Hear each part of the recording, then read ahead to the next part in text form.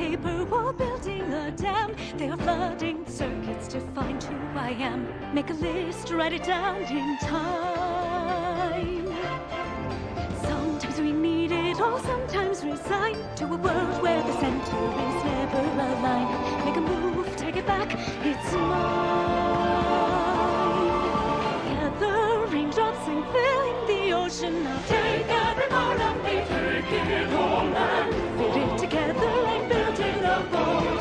Cheers as the horns resound, tackles the foes who drown, carrying my sailboat. Dream of dreams, tears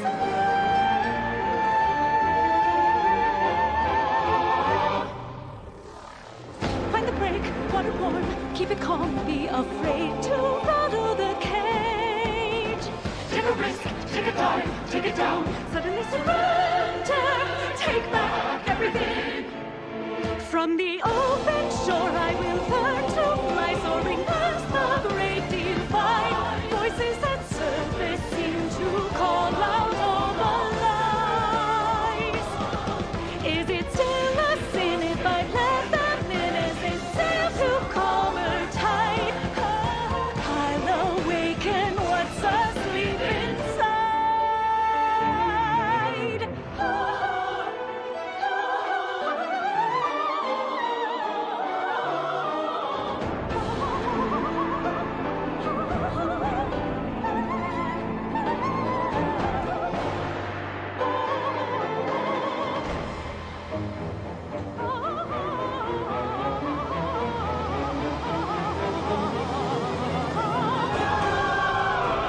Take a breath through the salt and the fog. It's gone by the daylight on. Take a page from the lost sailor's song. Gather pebbles. I'm filling the ocean, oh, just a memory, lost in ecstasy. Sights and sounds are forgotten and clear. Ships' bells, golden rings, fantasy breaking me. From the open shore I will learn to fly, soaring past the great divide. Voices that surface seem to call out all the lies. Is it still a sin if I let them in as they sail to calmer tide? I'll awaken what's asleep inside.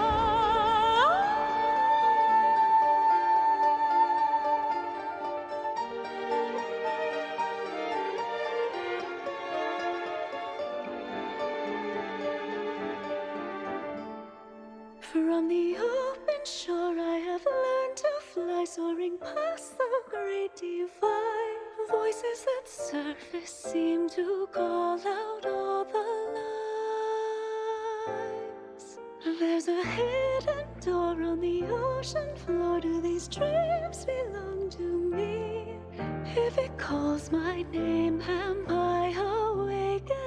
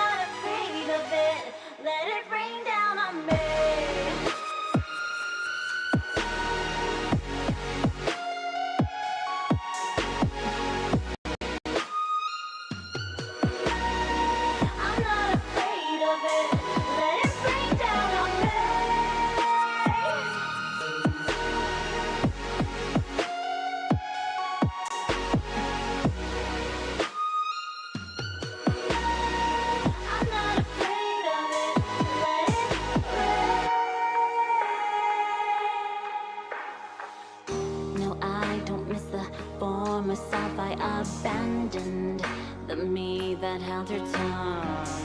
Now I'm commanding, taking charge like a captain. My era has begun. Oh, I'll no longer miss a piece of that action. I'm living for the buzz. Yeah, now the new me turns the rain to music, and she's gonna prove it. I could punch a hole through the sky. Let the lightning bolts be the answer. I'm not afraid of it. I'm not afraid. I'm not afraid of it. Let it rain down on me.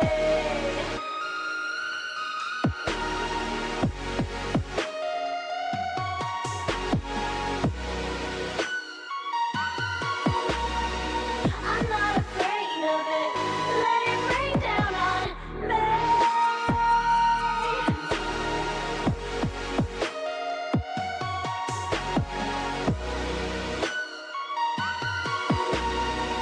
I'm not afraid of it. Let it rain down on me. Down on me. Let it rain down on me.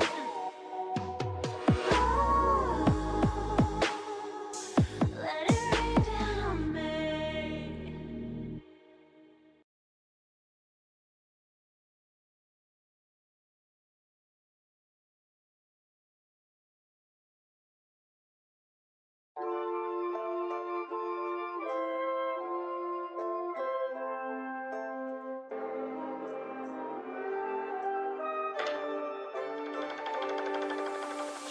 Yo, I'm on a back a minna.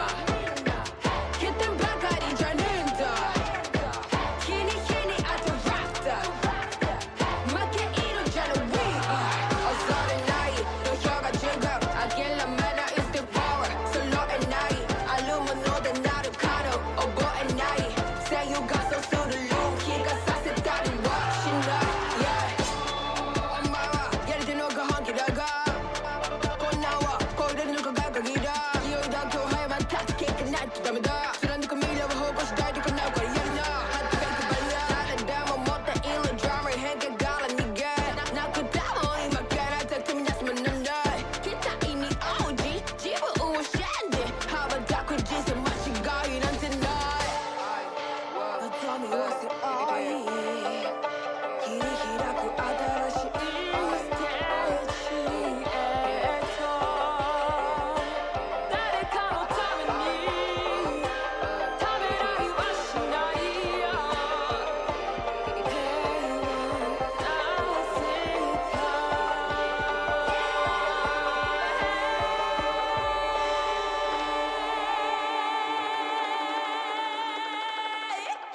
Yo, I'm on a back a minna. Hit them back at each anenda. Kini kini at the rafter. Make iro jalo we. Outside at night, no yoga jigger. Again, la mana is the power. Solo at night. Alumino the not a cano. Oh, go at night. Say you got so soon to lose. Kick us, I sit down and watching up. Yeah.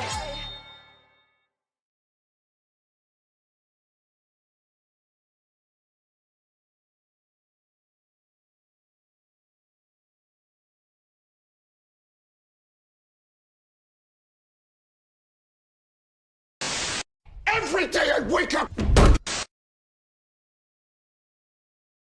Okay. Oh, fucking K. So, I'm using the fucking Google Play client on PC for this, since there shouldn't be any combat nodes. So that should be fine. If not, we'll just switch back. But it's kind of a pain in the ass to set up the tablet mirror, screen mirror thing. So hopefully this works. But if we have to go into file, actually, let me run a map real quick and see. 4 days. Yeah, we should be able to finish this first. Let me do a quick. I need to finish these anyways. Actually, is there audio? There's no audio. Why is this program like this, brother? I'd probably be asleep. It's Friday, so it's kind of hard to have streams on Friday just because I'm actually out and about. during the day. Because Friday's when I go to play Magic and shit, right? So I don't get back to like 1 in the morning. So having streams today is a bit rough. But we gotta get this shit done before the event, before this thing goes away, because it ends in 4 fucking days. Yeah, which means we should just make it if we stay on track. Also, I ate something weird today, I think, and I've been feeling kind of nauseous, so it kind of sucks. I want to see... I'm pretty sure this thing stutters during gameplay, but there shouldn't be any gameplay, so it's probably fine. Okay. I think just straight up fucking crashed. Bro. But did it actually just crash? That's so fucking funny, bro. Alright. The yellow one, yes. Yellow. She's like yellow and blue and green. We need to restart the shit. Okay. But yeah. I actually don't know how these stories were received. Cause they've been kind of a mixed batch. Between the stories, some of them have been really highly regarded, some are kind of slow. So I don't know how these last 2 ones are gonna be. Why is this not fucking starting up now? Why is this shit like this, bro? Every goddamn time, it's always a problem. Really now? Couldn't open the game. Alright, bro. Fuck off.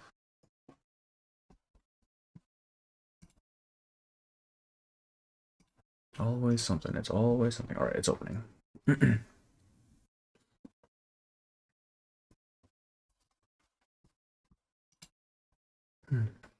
Yeah, I'm feeling a little bit nauseous. So, we'll get through our 2 hours, because that'll get us halfway through the thing, and then finish it tomorrow, and then we can finally start on the current one.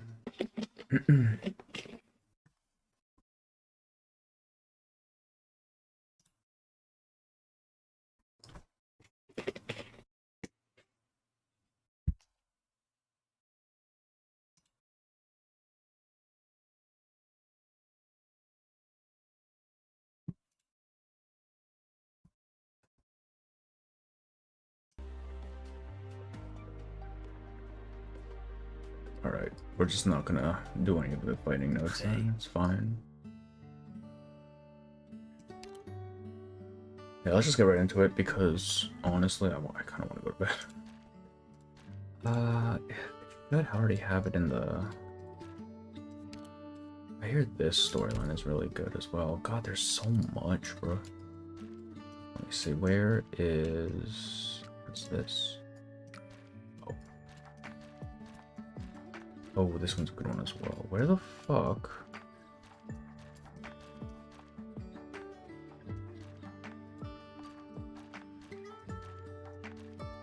Oh, there we go. Such is the joy of our reunion. Here are people Sows. It's our event. Is it 10? It's 9. Technically, yeah. Okay, so we go through 5 today? Yeah. HSST1. The bugs of summer chirp and a dream sleeps beneath the grain. That's right, I actually have to read book. See how it's showing up. No issues. Sound is good. Looks like it's fine. Where else could you see farmland like this? Rice has grown like wildfire, the stalks evenly standing ramrod straight from the soil, like the fur of a stock beast after autumn's end. Under the blowing wind and shining sun, they ripple as waves of heat wash over them. It's kind of bugging me how this is not centered, but I'm pretty sure that's just how it is. Oh look, there she is. A woman stands in the middle of the field, stray stalks and leaves, pulling at her clothes. She brushes them aside, wading deeper into the vast ocean of golden grain. Where are you going? To find some crops. Aren't these all crops? I wish to find those that can be planted in lands far, far away. Why do you need to plant crops elsewhere? There's so much here already. Are they not enough? These are not enough to fill the bellies of all men. How long have you been searching here? clump of soil begins to move. A talpid beast pokes its head out of its burrow. That dim tunnel leads to distant lands. Its miniature resident to a drifter from afar. Once it looks upon the boundless field, rippling and rustling in the wind, it lets out a sorrowful screech and drives back into the deep, dark underground. How are we supposed to know if the seeds we plant will sprout? How can we tell which way the weather will change? If you watch long enough, you will learn. If I watch longer, then I'll learn. Does that include things to come much, much later? As one sows, so one reaps. Seeds become crops, so what becomes of us? Where do we come from? After we die, where do we go? From the ground we sprout, and it is to the ground we return. Man or crop, it matters not. This is the cycle of all things under heaven. So it's like the song you taught me to memorize the 24 Jiechi solar terms. Jiechi. Springtime drizzles wake the seeds, rain buds dance in summer's heat. Autumn gifts the crops their gold, but they can't stand winter's cold.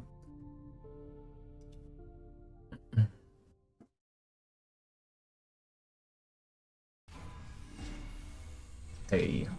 Hey, wakey wakey. Oh look, it's Nian. Lao Jie. I'm awake. How's it going? From the outside looking in, I get the impression the big guy isn't the obedient type. Yeah. I believe it's a bit more mischievous than some younger sisters of mine. Well, it might be the best to take a break for a bit. This isn't one of Dust's daily doodles. Way too long and your head'll end up spinning. You just need to take it slow. Haste makes waste, you know? You're right, I do feel a bit tired. And could you help me pull me out?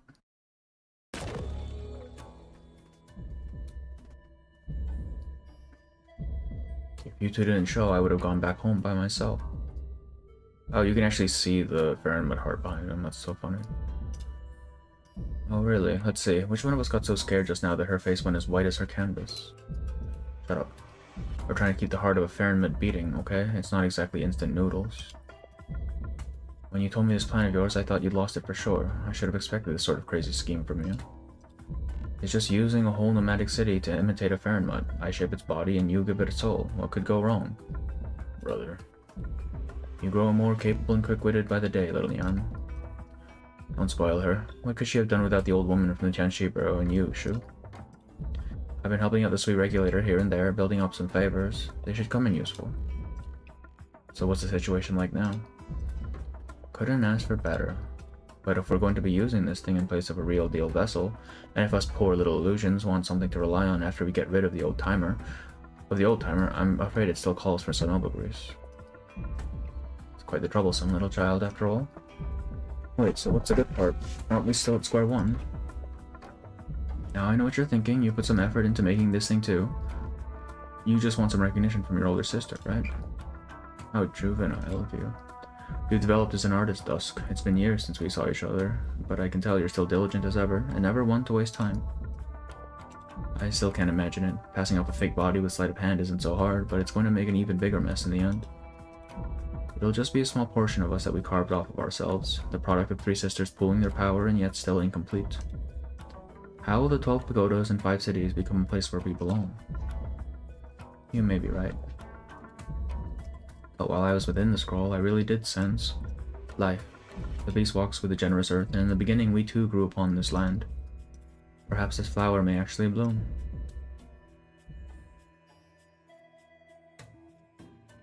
Ah, come on, let's talk about something else. You don't know just how much of a pain in my ass those court mandarins have been. They said they'd let us have the 12 pagodas and 5 cities for a while, so we could make a home for ourselves.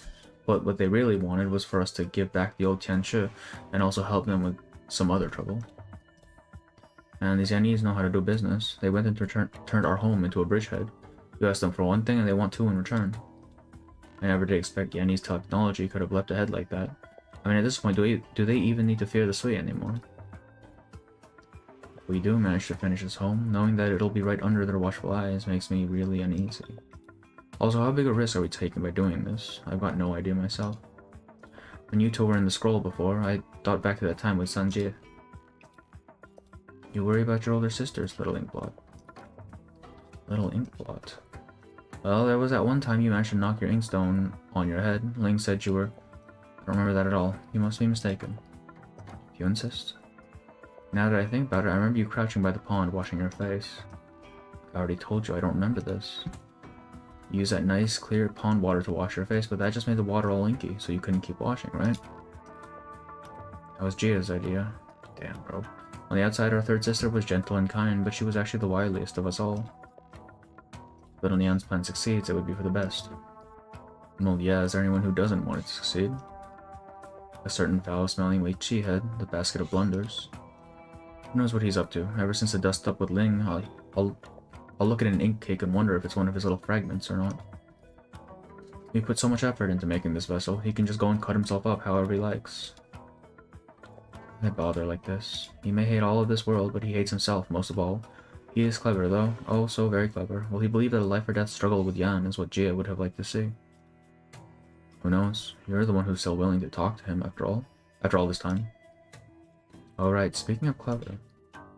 How about that other brother? You know, it's been a while since we've heard from him, but wasn't he pretty close to you, Shu? Did you get into a fight or something? Besides the stinky basket of blunders, he's probably the one that the sweet regulators are most worried about. I'm even less willing to talk about needle prick than the Wei Chi failure. It's been a very long time since he last returned. Really? Never mind then. Doesn't matter if he's here or not, we three sisters being allowed together is all for the sake of whatever plan those old coots gathered in town are cooking up. As they say, affairs come in no more than threes. Getting together for a family dinner every day is already making some long upset. Well, it's getting late. I have some things to do.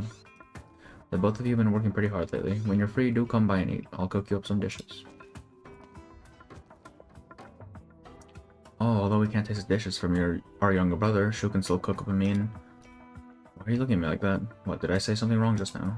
I knew the two of them were close. I thought that stuff happened a long time ago.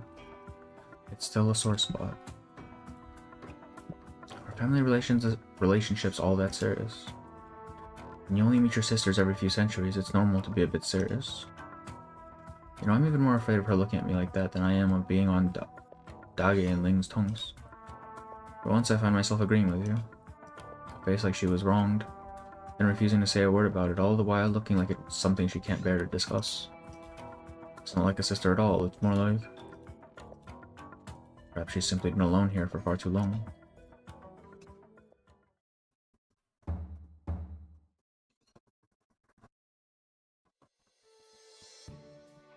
These here are the two biggest, roundest peaches in a tree I planted. Shenlong, I beseech you, bless this patty for the sake of my timely graduation. I'm in my third year already, and every time, at the most critical moment, something or other goes horribly wrong. 2 years ago, my task was to protect my cross and pass, but right as I was about to harvest them, a great drought struck, and my entire experiment field withered. Last year, my task was to protect my cross from drought, but right as I was about to harvest them, a deluge of rain struck, bro. Shenlong, please, watch over us.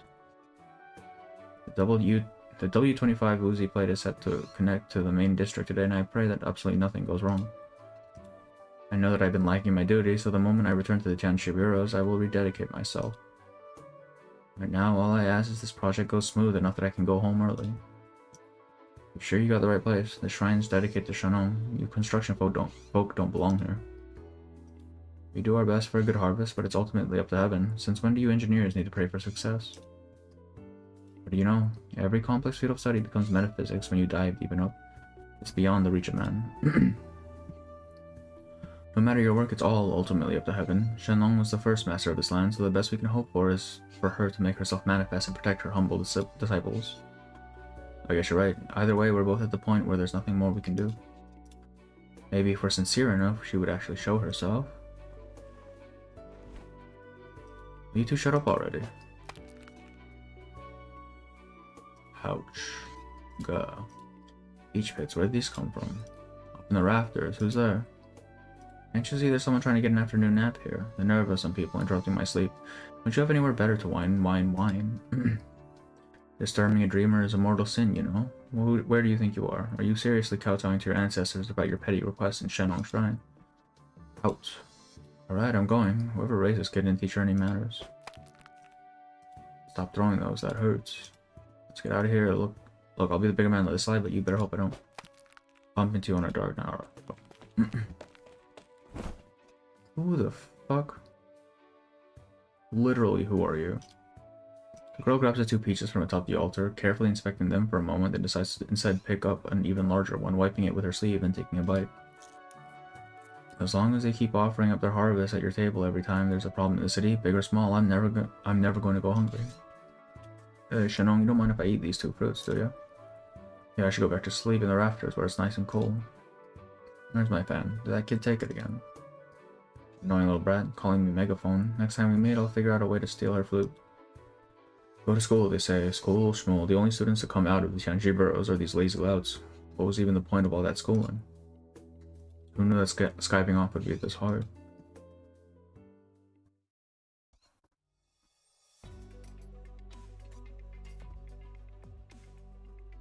Zhangxiang, do you know what's wrong with this drone?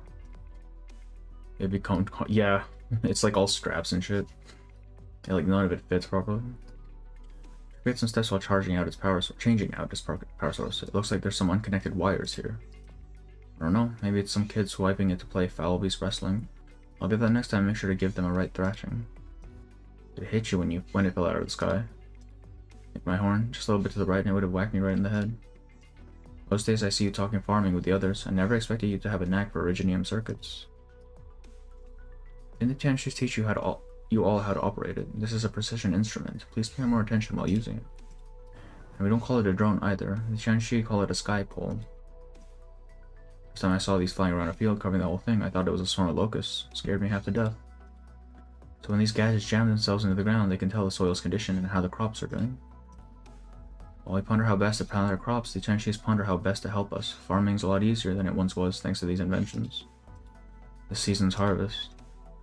The weather's been a bust this year, and every field's gone bust with it. These experimental paddies in front of us, the ones the Tianshi called Qianzhong, I reckon they could yield 2,000 caddies each field. It's enough to fill our bellies, but it's far from what the Tianshis expected from their research. Give it time, we harvest twice a year now. There was a time we wouldn't have dreamed of that. In the distance, huge machines slowly lift entire chunks of farmland, their rumble startling a flock of foul beasts. Early farmers in the field seem already used to the sight, momentarily lifting their heads before going back to the task at hand. Since Da Hong's remodeling project began, there's been lots of mandarins coming in from elsewhere, and you've gotten pretty busy yourself. These cutscenes are, yeah, they're very long. But they're also like, it's also half the length of reverse stories, right? Because they're only like 10 nodes-ish compared to 20 for things, so it kind of evens out. Because they take about the same amount of time overall. It's been days since I last saw you. How did you manage to get time off to visit today? Because this event's about 5 hours long, which is, you know, about the same as reverse.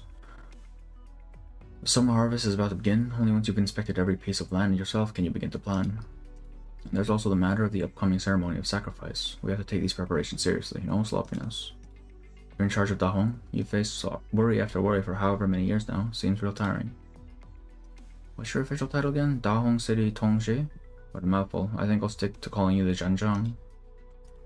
No matter the name of my office, I'm still work the same land as everyone else. I'm a Da Hong man, born and bred, never left. I heard that in some other nomadic cities out there that they do farming in high-rises. You're from the outside. Can you tell me what other cities are like? It's been years. I don't quite remember myself. The only thing that comes to mind is how the people of certain villages would get Da Hong seeds and laugh, saying the harvest may get any bigger this year. They could only pray they wouldn't hit a catastrophe. I can understand how you study seeds planted in the ground, but I don't get how you're supposed to study the sky over our heads. Even if a catastrophe doesn't hit the fields directly, the water supply would still get contaminated with originium, and the soil would be filled with lots of tiny crystals. It's not like equipment to grow crops in high originium zones is cheap either. That is why we're here. Look, all fixed. Yeah, they have these in Enfield as well. The sky poles. Da Hong. An embankment circles this land where ravines alternate between dry and flooded. Between waterways coursing 100 meters above the surface, agricultural plates hold tight to one another. This is a nomadic city, still growing. As far as the new generation of Da Hong farmers is concerned, this is a new paradigm established by their own hands. This engineering project is enough to make your blood run cold. Give it another 6 months, at least until the soil has been removed atop the plate. The people are fine, it's the stock beasts who are really freaked out. They touch like little fodder in months, slimmed down a bit by the looks of it. Slimmed down a lot. I still feel a little uneasy every time I see a field lifted up into the sky. There will be lots of benefits once the fields are on the mobile plates. Not only will it be much easier to access electricity and water, if a major catastrophe comes about, the Tianshi do not need to risk their lives to handle it, and the fields can simply move aside. These are just plain old ordinary fields that we've been planting for generations. Why did the government suddenly decide to renovate all our cropland anyway? A large harvest ensures more full bellies, meaning more strength to establish new settlements. It's a transformation. People who come back from a long trip wouldn't even recognize the place. What would Shenong think if she knew we were moving these fields? Land is merely taking new form. Home itself is not leaving. I suspect Shenong would be grinning from ear to ear.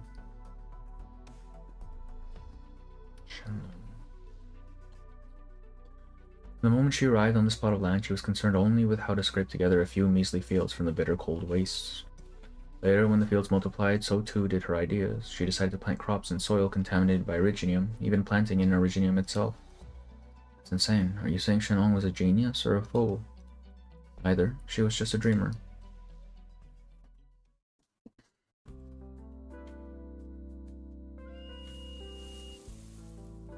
Oh, it's grain buds. Big buffalo. Big dumb buffalo. Are you going to help me find Mian Mian or not? No. So Mian Mian really likes you. He won't take treats from anyone else. Are you talking about the time it nearly picked all the Banfenghe saplings in my garden clean? Well, you should have put up a fence. I want to make sure people get it as needed. I didn't think I'd be feeding your stock beasts. Okay, it wasn't just a few flowers. Did you already forget the time your stock beast ate up all the plants in Lao Shi's experimental field? What did she say again? Besides, don't your stock beasts have positioning devices? The display says it's over in this area. Can't you go looking yourself? Alright. So how about you help me pick some fruit from the orchard? I'll need the ones that aren't quite ripe yet. The ones that are still sour and bitter. Go quick. I've got something really important to do with them. No. I still need to gather some samples from the field. The last reports before the summer harvest are absolutely crucial. I can't delay. Boring. But you're right. Everyone's been in a bad mood lately. Like they're not eating or sleeping enough. Did you say you're able to talk to them? Why not give them a good lecture on healthy eating? I did go for a talk. They told me some really nasty things have made their way into Dahong. Are you talking about the new nomadic plates? Don't be stupid. The stock beasts talk to me, but they're not the smartest people. How should they know what the things are? I'm not that smart either. I just know the work being done in the fields right now is really important. Want to take a break? Give the new guy some of your work. Doesn't matter who gets the numbers out of the sky polls. He doesn't know anything. When he first showed up, he couldn't tell the difference between wheat and sorghum. Everything he does, I end up having to do all over again to fix his mistakes. I have no idea why Lasha asked me to teach him. But he's a real fast runner, so maybe he can help me find Mian Mian. Right, I'll go ask him. Lasha invited him in here specifically to help with the farming. He can't. Fine, I'll go with you. Wait a second. New guy, drop your busy work. Come help me find my stock beast. Jesus Christ. Oh, it's Jolie. Summer sun shines brightly while cicadas chirp away happily. In the paddies, a youth clumsily harvests rice, drops of sweat big as beans streaking down his face. The muscles in his arms are well built, but without proper knowledge of how to use them, they're useless for reaping the slender stalks with his sickle. After slaving away for most of the day, he has only managed to harvest a single bundle of rice. Bro.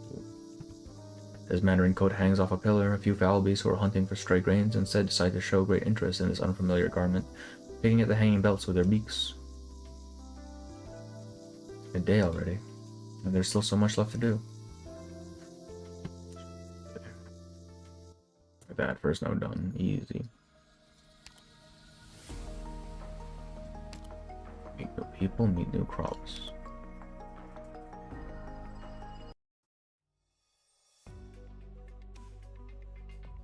Three months ago. The broken line is the main is a man line, not the earth line, so it's an adult brain only to worry about, not some illness. I told you the walnut tree is planted for you. Go give it some fertilizer before it's too late. I wouldn't say that. The broken line just means you'll face a difficult decision around the age of 20. Bro. Who gets to walk a path without a few twists and turns? Just let it be. The line runs much smoother after that, doesn't it? That's right on the mark. My family farm was ruined by catastrophe when I was 23. I didn't know how I could make a living in the city. But I've done well enough for myself coming with the rest of the folk to Dahong to study agriculture and keeping in my old occupation. Well, no one can predict fate. It's only a justification for what happened. I've heard about the wonders of the Tianxie, but I didn't expect you to know so much. A young girl like you is already a Shoya Tianxie at your age, Shu. We all gain wisdom at our own pace. I simply pass on the knowledge that I learned sooner than others. Remarkable, remarkable. So, that young man over there has been staring at you for a while. Do you know him? It's fucking Julie. I guess. Sorry, we'll talk another time. Yep. Julie, candle holder of the Sui regulator, here to review the development of Dahong and matters relating to the Sui. There are no restrictions on your daily activities, but I ask that you refrain from leaving Dahong for the time being. Your cooperation is much appreciated, Madame Shu. So you're the new candle holder I've heard so much about. Yes. This is just a customary review. It will not get in the way of your agricultural research. Feel free to go about your business as usual. You're young. Do you even count as an adult yet? What? This place is pretty far out in the middle of nowhere. Did your journey go well? Any trouble with bandits? A few bandits are no trouble for me. Regarding work on the 12 pagodas in 5 cities, the Sui regulator hopes that you will cooperate with the Ministry of Works to advance the project smoothly, that you'll maintain a cordial relationship with the Tianxi bureaus. In addition, there are some matters that require... Oh, you can walk through the fields if you want, as long as you don't step on the crops, but you should give the Tianxi's heads up if you want to visit the factory. I understand the scope of my work, Madame Shu. I still have... That's the house the last candle holder used. It's been refurnished and ready for use. Hi. That's all. Any questions? No. Good, I have a lot to do in the field, so I'll take my leave. Just ask around if you need any help. People here are very friendly to visitors.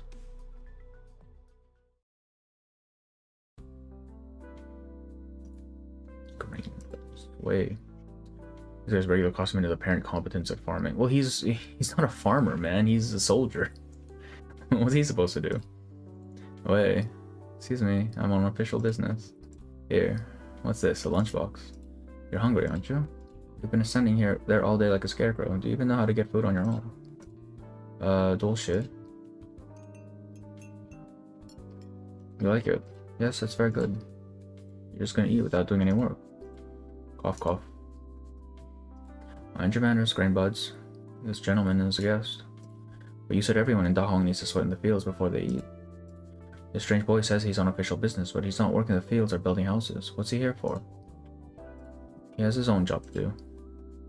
Oh, like staring. Yes, just staring. Is there something I can help with? Let me think. You know how to work a planting machine? Oh, I didn't think so. You don't deal with farming equipment in your line of work. This little cube is a 6-phase monitor. Use it to place pylons at appropriate locations in the fields, and it will be able to monitor conditions zone by zone. Can you use it? I've never touched anything like it before. Being stock beasts? Well, if you're going to be here for a while, perhaps you could learn how to do farm work. You could start by clearing the weeds. Is that you, Lao Shu? Good timing, Xiaohui. This is a distant cousin of mine from the capital. He came to see Dahong. My student, He Sheng, he'll teach you. Huh? Huh?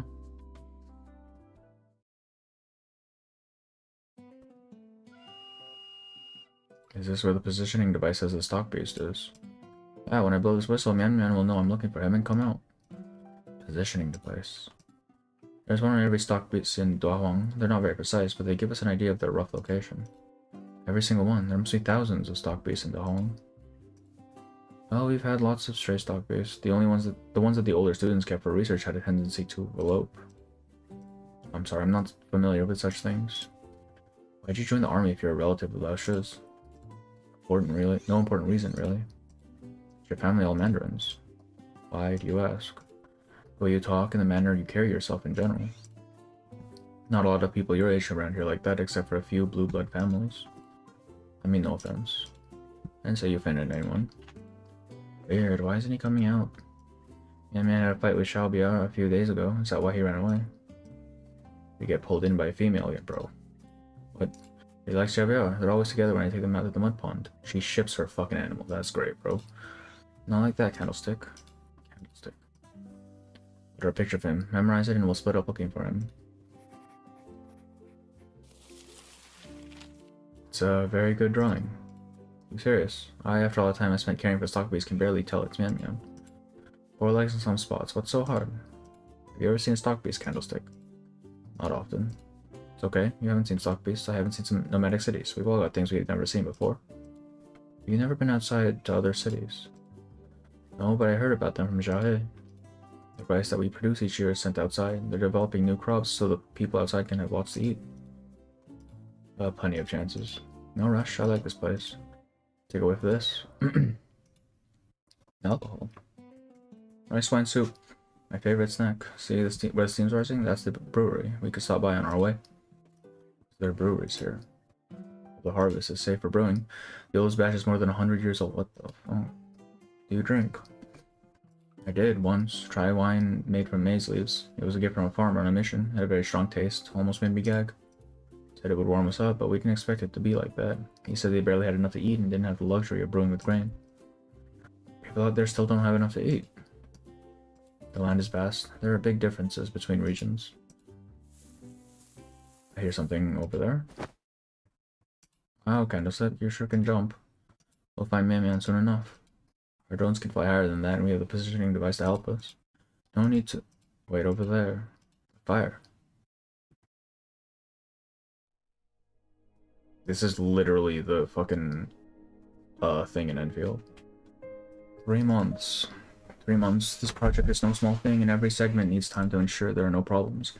3 months is already on the optimistic side. 12 pagodas in 5 cities isn't just a poetic quote. You know how long the prototype has simmered in the minds of the Tianshi from generation to generation. Of course, the first step is always the hardest. Though I am but a humble paper pusher, I've had the honor to study at the Tianshi bureaus myself. My command of the arts is a far cry from the masters in the room, of course, but I'm hardly content with sitting behind a desk and drinking tea while staring at my Tianshi apparatus. 3 months. That's how long it took us up in the north in heavy wind and snow. Think carefully and give me an answer. How long will it take to finish the assembly of the last 2 plates of Da Huang's core section? Maybe a little more than a month, given enough energy and supplies. There's no need to worry about energy. I've already given instructions for the supplies. Your only concern is the project's progress. At such a distance, simply transporting supplies is a massive undertaking. Every day delayed represents a huge expenditure of money and resources. There's no place for complacency, for the sake of the people and the hard-earned taxes they pay. We are in the 6th month of the year now. I sincerely hope you'll be reunited with your families by mid-autumn. It's this bitch again. Sometimes you just have to ruffle the feathers, little. I'm sorry you had to see that. Let's see, 3 months in the north. You're talking about the Danyan project. The city was closed due to heavy snow. The imperial court decided to put things on hold until conditions improved, but when the messenger arrived, he found the Tianshi in command had rammed the frozen originium layer open with a segment of the city, rescuing tens of thousands of villagers who were trapped by wintry conditions. The textbook still celebrate the story, the event that took you to the position you hold today, Mr. One. There's no need to be so humble. You flatter me. I'm simply an engineer who worked his way solely up the Tianshi ranks. It's not my place to hold my nose in the air. But bringing this up is what it takes to get a bunch of stretched and overworked Tianshis to listen to me. Seems like you're confident that construction of the 12 pagodas in 5 cities will progress smoothly. Even if I'm confident, everything has been so rushed. There can be flaws in the best laid plans. I'll be counting on your backup in that case, Assistant Minister Ning. That's what I'm here for. Now, you've only just arrived in Dahong. I assume you're not familiar with the place yet. It may not be as prosperous as the Heartland, but it is rich with the gifts from the earth. The many delicacies made from local produce are a delight. Have you had the chance to try the local Wudo porridge, for example? Porridge, alright. Afraid not. Dahong's Wudojo is one of a kind. The 5 beans, Wudo, are red, black, mung, soy, and white. They complement each other, but it is local rice that truly makes a Dahong Wudo porridge stand out. The wonderful fragrance and rich flavor of Dahong rice elevate an ordinary bowl of porridge to the symbol of Dahong's culinary culture. We really just care about rice here, that's great. The 5 beans each have their own flavor, but it is the rice that makes or breaks the dish. Cooking it is, therefore, far more than just dumping the ingredients into a pot and lighting the stove. Heat controls the key. The The five beings must not be allowed to usurp the rice at center stage, else it becomes just an ordinary. We are actually just talking about rice. Jesus Christ. You really must try it when you have the time. I will. On another note, how is High Minister Ning? Grandfather is getting on in age, but he has been fortunate to avoid major illness. Nevertheless, I hope he'll be mindful of his health. Perhaps I should bring a little token when I report back to Baijiao. A thought will suffice. Given Daong's ties to the Sui, I expect I will have plenty of dealings with the Sui regulator and the Ministry of Rights. I have long been in awe of High Minister Ning's achievements, but age spares none of us. It would be better for the High Minister to be less involved in particular matters. If my presence here in Dahong is unwelcome, I can certainly submit a letter to the Grand Tutor immediately. You misunderstand. I only meant that the Ning family must be delighted you have risen to the post of an assistant minister at such a young age, and that your grandfather must have taught you well. Assistant Minister 1. Yes. If you simply intend to say the young and inexperienced Nin Sitsui is not fit to work with the legendary Tianxi of Diayan, you'll hear no argument from me, Danyan. But as long as we're working with one another, if you have something to say, just say it. Stop thinking yourself clever by beating around the bush. A truly clever man would be much more amicable than you. I will take my leave. It is time to stop, bro. Water, good things the fire just started and right by the river. Why'd you start a fire by the forest? Arson is a serious crime. I didn't do it on purpose. The foul beast that was another Sin's project ate my project. All left was an egg. I'll get my revenge by cooking. Oh, no revenge. I'll cook the egg in memory of my lost. Fire sounds red. Stomp it out. I have a hoe. We can make a control line while the winds are calm. I'll clear away any vegetation in the back and stop the fire from spreading that way. Oh, actually just set a fire. Great. I'm pretty sure this is a combat thing, and then it skips to... Oh, actually, no. Alright, so this is after the combat, then. It's a dog. Oink. Yeah, man. Oink. Found you. What are you doing here? Tell me, do you like GBR? Okay, bro. Where did Joel go? He said he was going to clear the vegetation, but I don't see him anywhere. Did he lose his way? Should we look for him? Wink. Joel. There he is. Am I here? I didn't find a Mian, but I did find this pair in a nest. Joel is carrying two stock-based foals in his robe. They're so young that they have yet to open their eyes. You shouldn't have brought back foals so young. I shouldn't? But I checked the area and the mother was nowhere to be found. They wouldn't have survived for long if left to their own devices. Isn't it better to bring them back so they could survive under your supervision? We're not supervisors, we're friends. We help each other out. They give us wool, we give them tasty hay, chase away bugs, and scratch their itches. We don't know if they're carrying any diseases or if they can be domesticated. Plus, they've got his scent on them. The mother won't have them, even if she came back. That's why he shouldn't have touched them. Well, he already did, so we need to take care of them.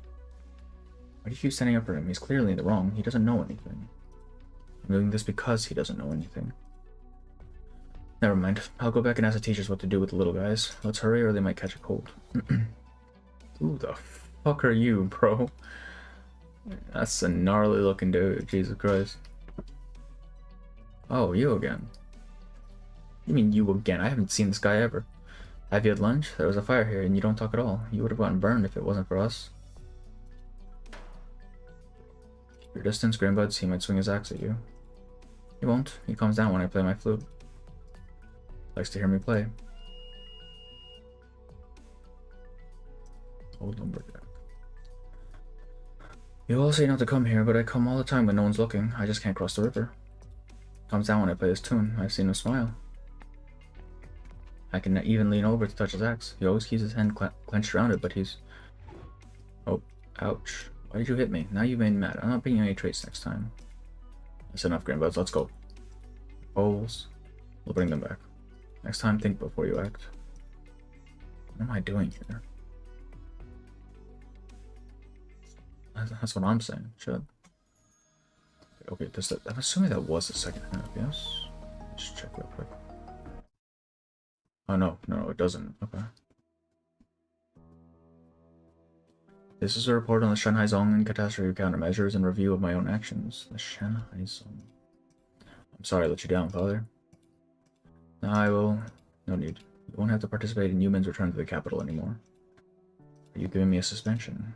It's not my place to interfere with the sweet regulator's appointments, but as a warden of Yumen, I have authority over military personnel assignments. There's an important mission for you to undertake, away from Yumen. It's planting season in Dahong in the north, and they're short-handed. Go and help them. Planting season? You mean agriculture? That's the important mission. Is that not important? I understand that agriculture is the lifeblood of the nation, and I've heard about Dahong, but I don't understand. Why me? So you might see. After I see? You think. Be ready to depart once you've completed the mission handover. One last thing, Father. I discovered some suspicious activity when investigating the Shanghai Zone's movements. They appear to be very familiar with Yumen patrols' schedules and routes. If they really managed to obtain intelligence on Yumen's defenses, I have spoken. This is not your concern anymore. The Shanghai Zone.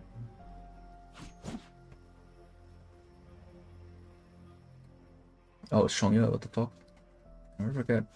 Never forget what all you do is for. Oh. Jiyan as well. Men like you can't be trusted.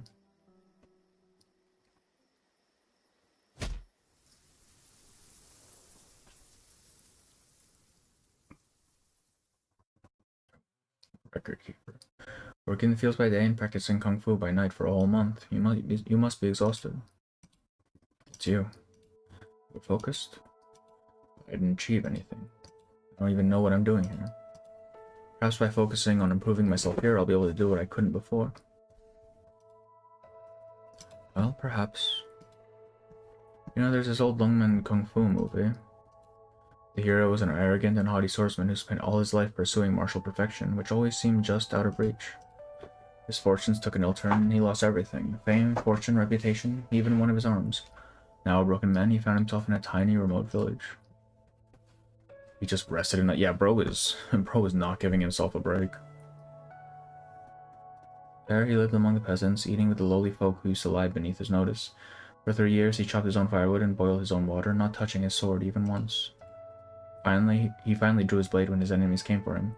To his surprise, his sword struck with a fury he had never known before. Are you saying I'm arrogant? He's saying that you need to take a goddamn break, brother. I'm just telling you what happened in the movie. Do things like that happen in reality? My knowledge? Of course not. The audience loves it, though. Back to basics, the proud, humble, that sort of thing. However, it is true that one's temperament has an effect on many things. Have you felt your perspective change since you left Yumen? I don't feel like it has at all. What a break. Water? Thanks. I have a question myself. Why did you come with me? Why not stay in Yumen? You're traveling across Yan as a candle holder. I felt like I could learn a lot by accompanying you on your journeys. I was sent here by my father. You could have learned just as much by going back to the capital with Yumen. I went with Laoshi to Baijiao. It was prosperous, but little else.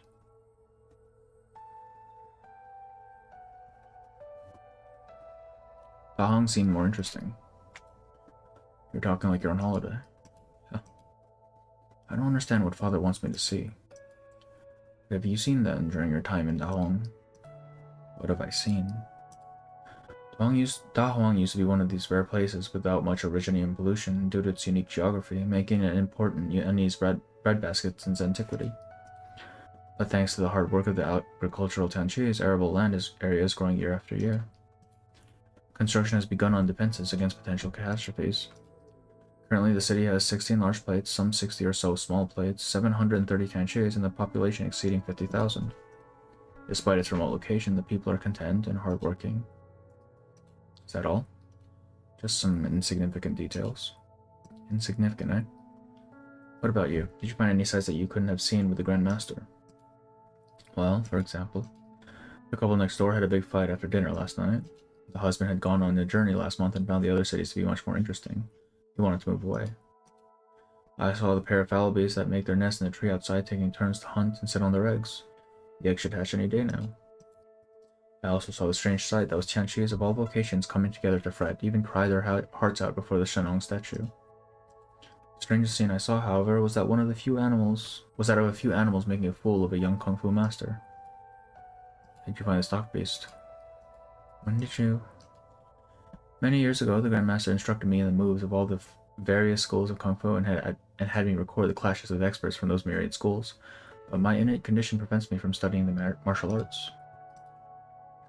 He said you must be exhausted, working the fields by day and practicing Kung Fu by night. I envy you, as a matter of fact. I'm sorry.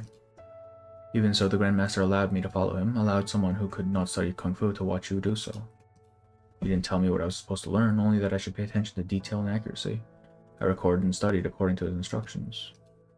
Then I began to realize that Kung Fu isn't just about moves. The Grandmaster's philosophies on the fist are also philosophies on life, and every action or lack thereof corresponds to the natural laws of wax and wane. This wisdom amazed me even further, focusing on the infinite mysteries of Kung Fu. Where do you even start? The Sui regulator's Kung Fu is not just for self-defense, but also suppress the enemy and protect the innocent. I don't think one should draw too many conclusions about it. It's just a skill. Right, I later realized it wasn't so complicated. Kung Fu is just Kung Fu, no more, no less. I didn't learn this through study of the martial arts. I learned this wisdom from everyday life as I grew older and wiser, correlating it with Kung Fu. Wisdom isn't about one thing, it's about everything. Everything.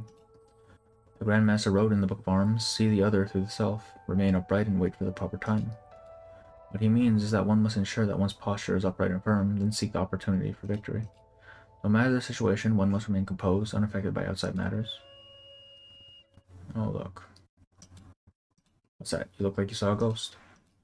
There you are, Candlestick. So you were with Ink Brush. I was looking for you all day.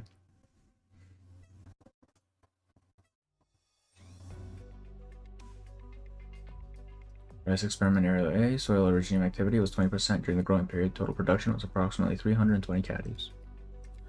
Experiment B, 23% originium activity, 150 caddies.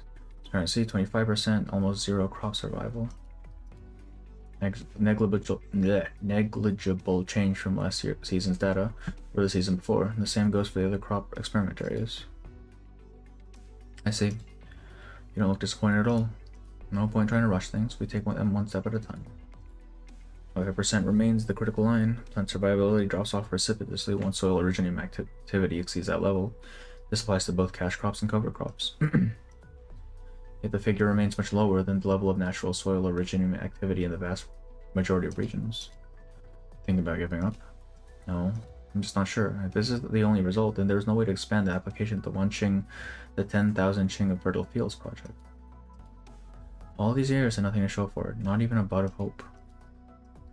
15%. 25 years ago, that was a critical line that had us stumped. It took 9 generations of crop before we found an originium-resistant variant in the corner of one of the plates. Even the Tianqis kept going for this long. Did you know what people used to fertilize the fields with? That people used to fertilize the fields with fluids from Da Huang fiber slug in order to protect crops from the impact of originium. Yes, but it's just folklore. There's no scientific basis to it. The originium doesn't affect plants like it does animal. It only changes the... Yes, but that's what people in the past came up with when technology wasn't so advanced. The result of coincidence and misunderstanding. We tried so many different things just to carve out a little piece of farmland for ourselves. It took generations after generations of trial and error to get agriculture to where it is today. As you said, the Wanqing project is one where hope is hard to come by. Perhaps many years later, people will look back at us the same way as we look back at the ancients who fertilized their field with fiber slug fluids. Only one thing is clear, though. Plates on their own can't produce enough food for everyone. People will always go hungry in the remote villages, places where the nomadic cities can't reach. I'm willing to believe that one day we'll break the shackles of originium, and then we'll truly have the 10,000 Qing of fertile fields. A certain someone said that to me once upon a time. I mean... Still working in the lab at this hour. The power bills keep piling up. I'm just here to submit data. I'll be going now. I wish I haven't seen you for a while. Look how tall you've grown. Why don't you stay for dinner? I have things to do in the fields, excuse me. Why does he always look like he's terrified of me? You're the big boss of Dahong. People should be scared of you. Doesn't mean everyone will listen to me. Isn't the hour a little late to be working? Alright, I'll be going.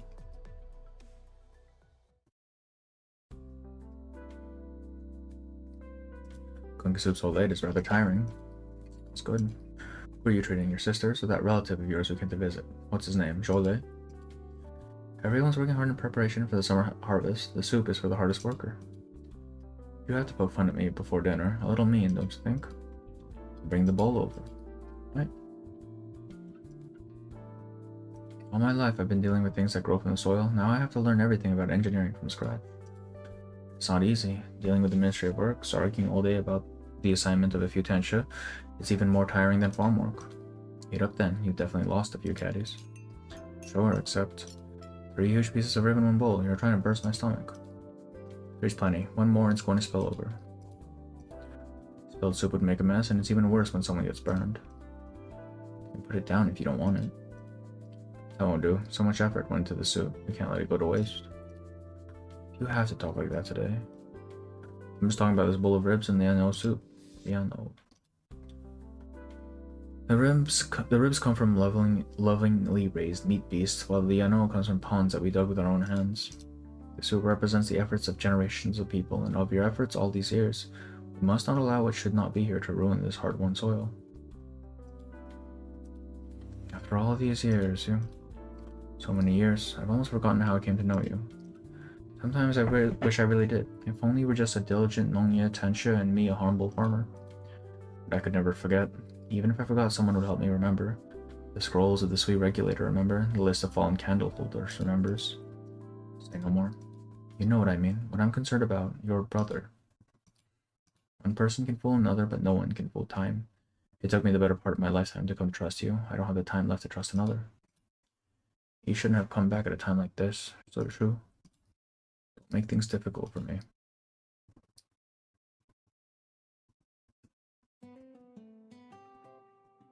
Good evening, Greenbuds. Inkbrush, why are you standing so far away? Alright, I promise. I know your book is in the sketchbook and I won't add faces to the people in it. Assuming your record of martial combat. Fault. Never let the Grandmaster or Chubai see it. I know. Although, come to think of it, they might like the cartoonish style. What are you looking for me, Greenbuds? Here, this is for you. Bracelet. We from Yan Man's will. Thank you, gift for bringing him home today. I didn't do anything except cause problems. Well, don't think too much about what Xiao He said. He's all right most of the time, but he gets all angry and stubborn when it comes to farming. All the young Tenshi he tutors are scared of him. He's already a Shuya Tenshi. Think? He takes over Shu's lessons when she's busy. There are so many kinds of Tenshi, I just can't keep track of them. Same, bro. Say, why are you called Candlestick anyway? Candle holder? Yeah, it's so weird. Nobody uses candles anymore. The title candle holder comes from... Never mind. It means that I'm one of Yan's official messengers. Well, mind that you don't actually set the letters on fire. What are you snickering at, sketchbook ink rush? Nothing, Candlestick Messenger. The sky grows dark, the summer breeze brings the fresh scent of the earth. Insects sing amongst the grass as stars rise. There's a figure wandering not far away, and Greenbuds picks it up right away. Xiaohe, when are you gonna come over? Are you still angry that I asked you to help the Tenshis to register the foals? I'm not angry. I'm just exhausted after dealing with the foals you brought back. Oh, do you need to go to bed? I need to name the pair. They were found together. I've got an idea. Let's name them Zhao Mountain like Grandbuds and Zhao He like grain stock. Oh wait. Hushung sits down on the grass. Sorry if you're still angry with me. I'm not really angry at you. What's a messenger like you doing in Dahong? You're not delivering letters, just playing with us all day. You made a mistake. Father sent me here to learn. I'm still not sure what I'm supposed to learn or how I'm supposed to learn it. My old job, there were a lot of things that hadn't been cleared up, but Father wouldn't let me investigate. I'm not even sure what I'm doing here. That's scary. When the teacher of the Tianchi Bureau scold the kids even younger than me, they say that if you don't behave, your Baba and Mama will come and punish you. Well, Candlestick got punished by his Baba, but he have made so many mistakes, so why don't my Baba and Mama come and punish me? Their parents. Chu says my parents are Tianchis in a place far away, but she never told me what they do or why I don't hear it, bro. They're dead. Shanzhang say my parents name me Xiaoman, or grandbeds, because they think we should be content with little things, like grains in the field. General Zuo must be hoping you'll live a happy and carefree life, Jole. The Grandmaster must hope that you'll be content and comfortable in whatever situation then, Yun. Come to think of it, I never got the chance to ask your name. Yun Qingpin. People sometimes say it sounds like a girl's name. Not at all, it's nice. Reminds me of lotus ponds in summer. Xiao's name has a story behind it too. The farmers found him in the rice fields. Old folks thought he was born from the rice crops, which is how he got a name that means rice stalk. Shu still has a picture of him from back then. I'll bring it tomorrow. They just left to buy milk on the others. You know, yeah, no, they're fucking dead, brother. It's so over.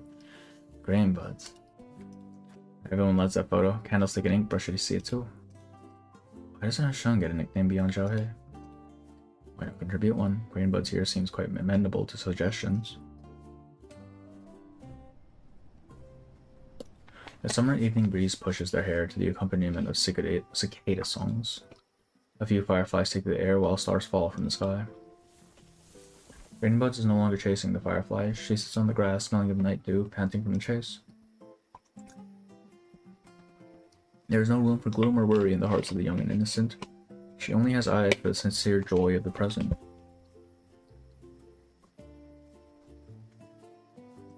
Look, shooting stars. According to Shu, the old Shenong stories say the crops grow well where the shooting star falls. Shall we go and see where they fell? She said that to get you to come down from your tree and go to bed. You seriously think it's true? Of course I do. It's very far away, way beyond Diaohong. Then we'll leave Diaohong. What if they fell at the edge of heaven? Then we'll go to the edge of heaven. I'll go, you'll come too, Xiaohei, and the rest of you too. There's a lot of time to look for them before the sun rises. Maybe we'll never find them and keep walking until we're all grandpas and grandmas. Searching for stars. Yes, searching for stars. Does it occur to you that this may be what you're supposed to be looking for? Stars? Yeah. Come, let's cross this stream.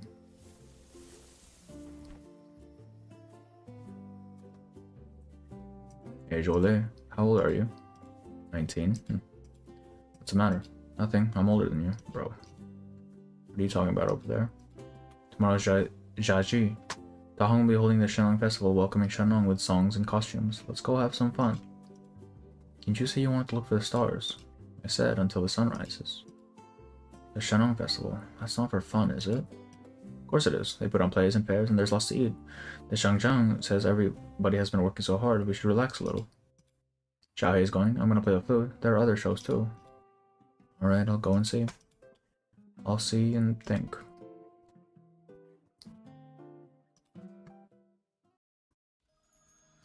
First fucking note. Alright, bro. This is a training note. This shouldn't have any story on it. To the deities, but to the grain stalk in the heart that does not bend or break. Not to deities. Just to.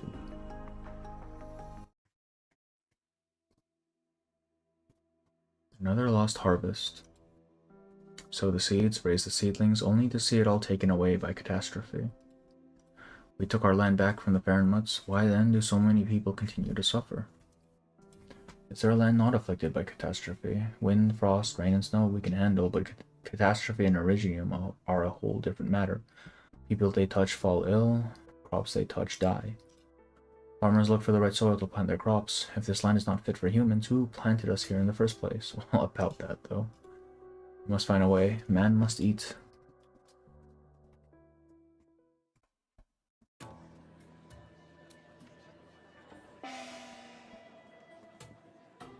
The wild plains, rivers, and mountains come. Harsh as the east wind, the frozen moon, heaven's fickle, raging thunder. May the scent of rice fill heaven and earth, north and south, and fear neither drought nor flood. If only I was the wind and spring rain, bring the spring to the people. Plow the great plains and soak them with blood, sweat, and tears. Trample 1,000 leaf flat and turn them into fields of gold.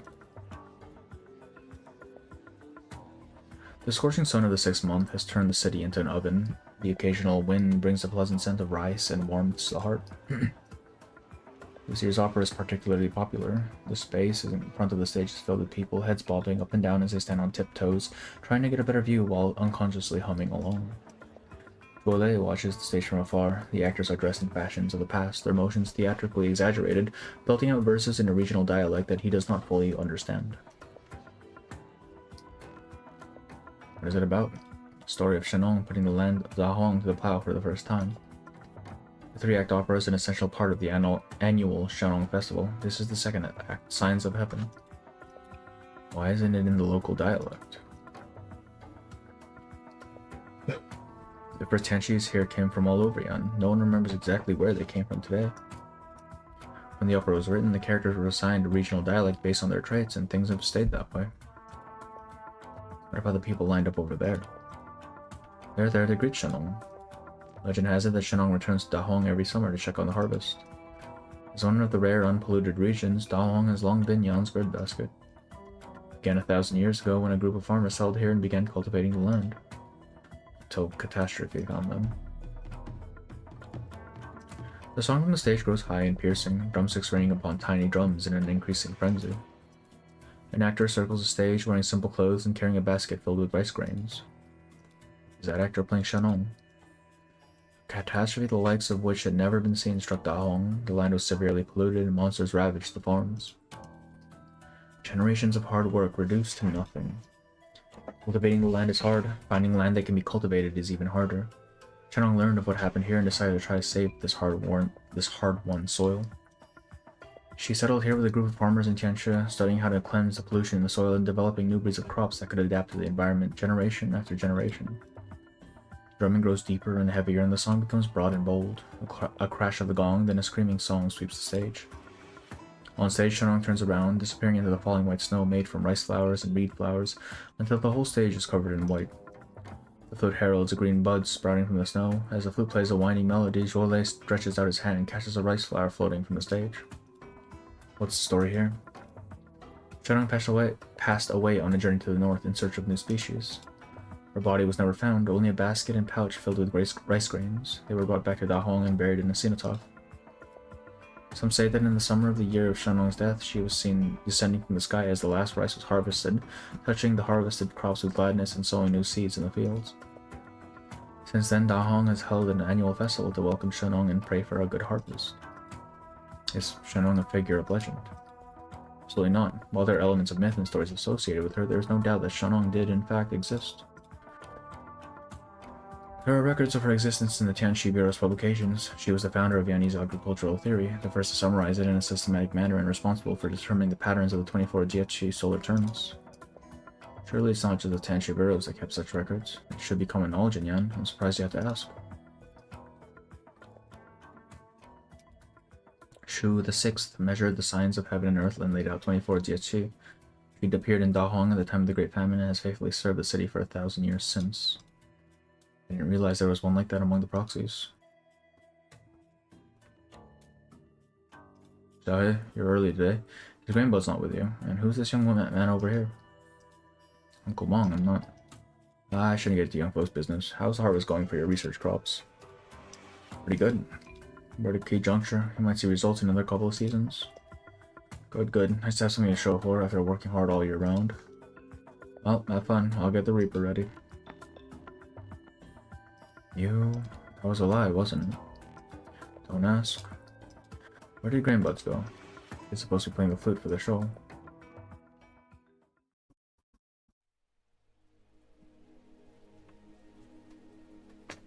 It's me. I brought some fresh baked cookies. Thought I would use rough cane sugar, but nobody uses that anymore. These were made from the white sugar they sell in shops. Try one. These fruits are a new variety, much sweeter than the sour stuff we had to eat in the past. I brought a few of each type because I'm not sure what you like. It is the fucking dude, alright. How are you feeling? Still dizzy? I came to see you, and them. Do you hear the music? They're holding the annual festival to welcome Shenlong. How lonely it must be here with everybody celebrating in town. A few pine trees line the riverbank. Some are already centuries old, while others seem to have been planted recently. The summer is high, and the entire forest smells of pine resin under the sun. Shu reaches out to touch one of the pines. A wooden placard dangles off the branches tied to a red ribbon. A few bows could be seen climbing on the bark, while fallopies cry in the canopy. The summer has brought a few catastrophes. The weather is rough this year. I'll instruct the Tianxis to be conscientious. Don't worry about it. The harvest isn't great, but things aren't that bad. We've been doing this for many years. We've always had enough food to get by. The man stares at the river with his mouth open, but says nothing. We have a lot of visitors from outside. Some know the truth. I'm helping. Don't worry. We didn't manage to protect it all. Sobs. Mumbled sobbing. The man sobs into his hands. It'll get better. There'll be a way. The extraordinary catastrophe, the past, the sacrifice and death, it won't go to waste. Do you remember? We have all seen seeds take root and sprout. I'll take care of them. But you can... Sound of footsteps. They fall slowly and lightly on the fallen pine leaves, clearly trying to hide the sound. But the man's ears twitch and he opens his half-closed, cloudy eyes. He sees a blurry figure, 2 little hair buns on her head, and a bamboo flute on her belt. He moves his lips as if to say something, then falls silent again. He looks around blankly, then turns around, picks up his axe, and walks into the woods. Come out, green buds.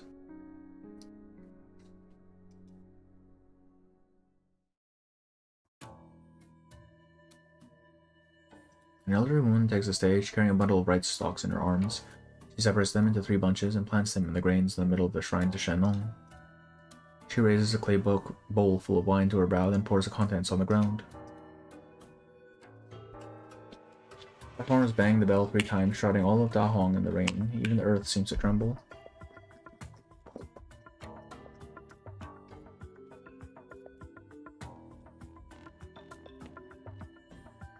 The farmers below bow while reciting quiet prayers. They go up to the stage one by one, taking out a few seeds and placing them in the grain pile.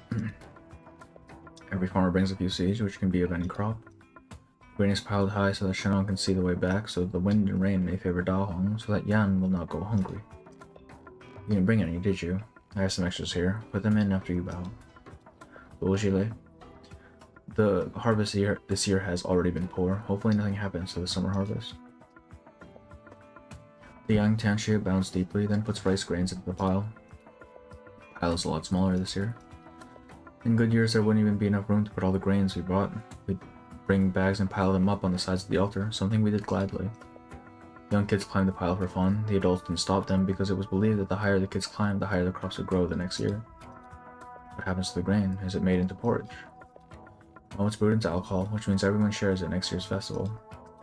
The rest of the year before is used to make yeast for next year's drink, year after year. It's our commitment to ourselves. He shung bows. Has shung bows. Excuse me. The Shangzhen gives him a bowl of grain alcohol. He Shung takes it with both hands and gulps it down. Good work this year, Zhahe. Thank you, Shangzhen. Good boy. Zhahe carefully sets his grains on the pile and bows deeply, following the example of the others. May wind and rain favor Da Hong, and peace ever favor Yang. The fiery wine flows down his throat, the scent of grain fills his sense, while a bout of giddiness rushes up his spine. Bang! A thunderous clash of the drum rings from behind the Shannon shrine, thicker and heavier than the bell just now. The farmers stop to listen to the 12 drum beats that announce the hour of noon. The first beat brings the spring rain and cracks the frozen earth. The second beat cracks like spring thunder and causes brown branches to sprout green again. The 12th beat recovers the rich earth with prosperous snow. The farmer raises his stick and delivers the final beat. Bang. Harvest. Harvest.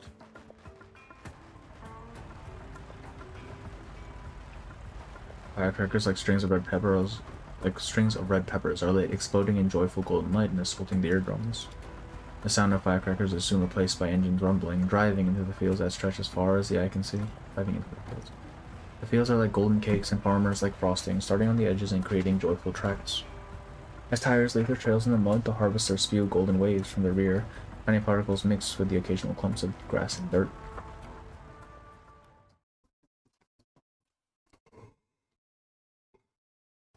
Young liquor. Just bought it at the fair.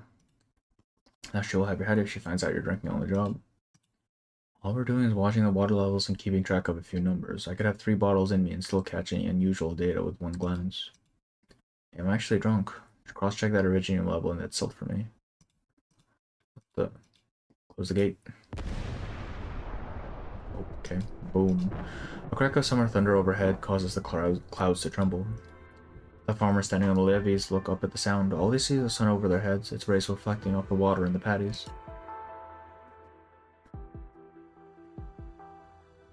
Why did you follow me? Shouldn't you be playing the flute for the opera? You were the one who sneaked out. Why do you always come here with food by yourself during the Shanong festival? Did you come to visit the mute uncle? Who is he? Why doesn't he live with the others? He has an illness that he's afraid to pass on to others. That's why he moved here on his own. Oh. The others are all afraid of him, aren't you, Grainbuds? Well, a little. I saw him when I was looking for Mian Mian a few days ago. He wasn't as scary as people say. It's just the way he looks and the axe he carries. I can tell he's not a bad man. When he's angry, he glares at me the same way Xiaohe glares at the students who don't do their homework.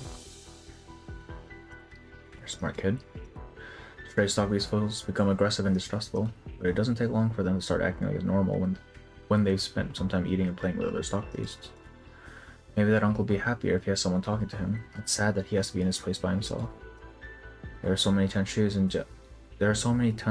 Dahong. Can't any of them cure his illness? Someday, maybe. Oh, brother has erypathy. Does this illness have something to do with the monsters and the legends? You ask. There's this dream I've had more than once. It takes place right here on this levee, and sometimes I see that mute uncle standing on it. In the dream, the weather gets really bad, sometimes very dry, sometimes raining heavily, and the wind brings strange things from the other side of the river. All the seedlings in the field die, and the granaries run out of grain. Have you ever told this to anyone? Oh, thunder. Run, Grainbuds, hurry back. Oh, it's a catastrophe. Not that unusual this season, is it?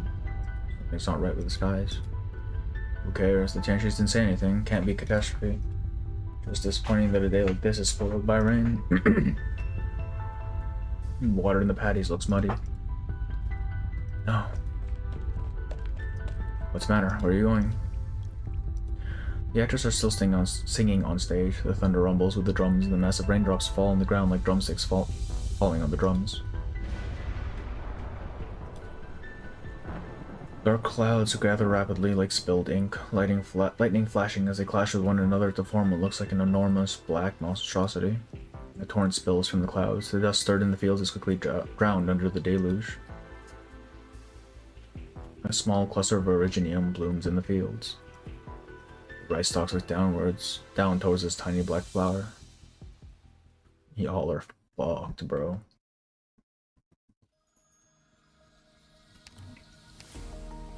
After.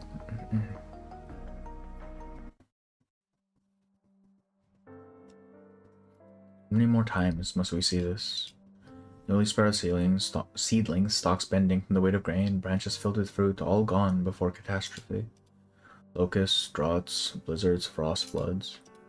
Frost in early spring almost wiped out the seedlings. It took all our efforts to preserve a small portion of them. What will it take to feed everyone?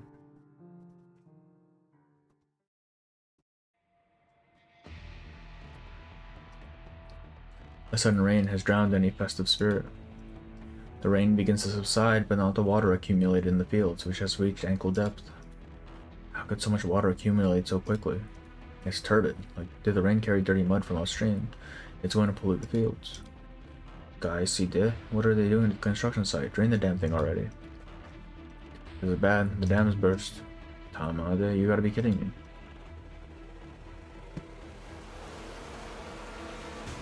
What's going on? Apparently an Originium vein upstream exploded, sending fragments down the river that got caught in the machinery, blowing a hole in the dam. Why didn't anyone notice? The water levels were normal. We didn't detect any unusual Originium reactions or expect the Originium activity to be so regular. Jungguiche, during flood season no less. The water is filled with Originium silt. It's going to wreak havoc on the crops, maybe even cause infection. We're going to be careful. Dam repairs will take time. Get people downstream to block the flow. The current is getting faster. What do we do if the entire dam collapses? What do you think we can do? Stop with your arts. Stop it with your arts, your lives.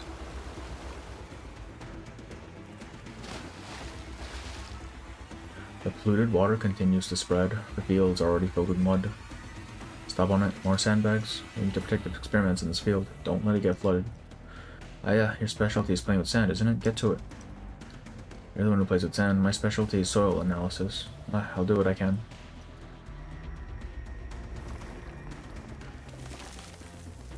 Farmers in Tianxi line up to deliver sandbag after sandbag to the banks, scrapping together a makeshift dam with original arts.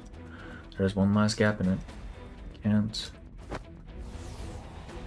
The youth leaps up with a bag of sand in his arms and tries to block the gap, but a gust of wind stops him in his tracks. What are you doing? The water is mixed with originating of mud. Are you trying to get infected? My job to protect the people. I think everyone needs your protection. You're different from the people standing here, but because why? How can I help? Flood is caused by a burst dam. It's overwhelmed the field's drainage system. We're in the flood season, and it'll take time to repair it. The situation will only get worse if we don't do something. You're a messenger, right? Are you fast? I suppose. What do you need me to do? Someone needs to take charge in this chaos. Take this map and go to the mark plates. Find the farmer in charge and get the plates ready to move. What are you planning? Da Hong's nomadic city modifications are only partially complete, but some degree of movement is possible. Full repairs of the dam continue. We will rebuild the drainage system by rearranging the plates and creating elevation. They're gonna move the whole fucking city. Alright, bro. Gah. The edges of the metal plate melt as they connect to the gap in the dam. The gap in the dam, Jesus. The flood, seeking the path of least resistance, continues to batter their hasty repair. Water shoots out from the gaps in the metal, cutting open a crack like sharp blades. That's not how your arts are supposed to be used, Lasha. You need to rest. I'll take over for a while. Back off. Your arts are no good, child. Cough, cough. Heavenly Forge. No, Nyan's here. What the hell? What's this mess? We aren't even done at the factory. Look at this flood. Good job holding out for this long. Should not intervene outside of work in the core city. Call it emergency discretion, alright? Seriously, you engineers are even more uptight than the street regulator. Go catch your breath, I'll deal with the rest.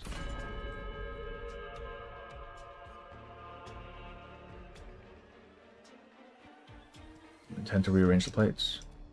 No time to explain. I know work on Da Hong's mobile plates isn't complete, but they're capable of basic movement. Moving a few plates will go a long way towards draining the polluted water in the fields. You can't be serious. Only Rong and Tianxi Shu have the authority to move the plates. No one else may. Both of them are busy coordinating flood control efforts. The flood shows no signs of abating. Field and crops are being drowned as we speak. What are we going to do? Hold a Tianxi Bureau meeting.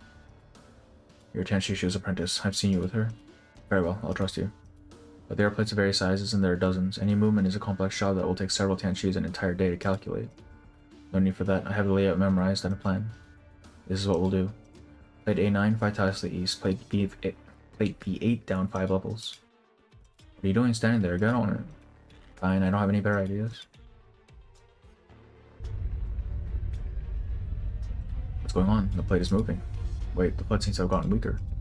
Plates are moving. Seek shelter. Seek shelter where? The greenhouses? Calm down and evacuate through the passage to plate C4. It's at a higher elevation now and gives protection from the floods. Chimping, what are you doing here? I saw Ho Sheng and you told me what he's planning. The river is to the north of Dahong. The plates to the west are the ones that have been to be moved in order to drain the water from the northwest side of Dahong to the valley in the southwest. How are you? I'm good, Tahi. What's up, man? We're just running through some Arknights events. Welcome, welcome. I didn't think of that at all.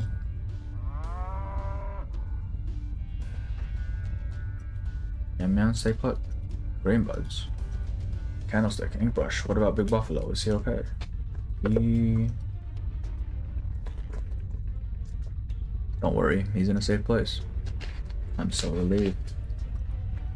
Wait, no, that's not it. The stock beast ran away in a panic when the plate started moving. Help me catch them. Where did these stock beasts come from?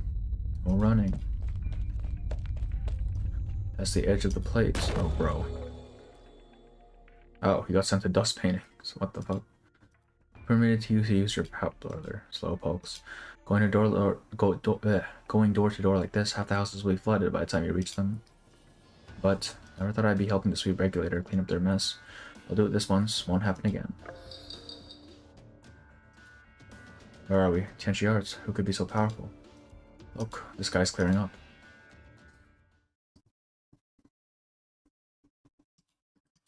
Everyone's exhausted. Dahong can't afford another disaster. I suppose this qualifies as extenuating circumstances. Go away.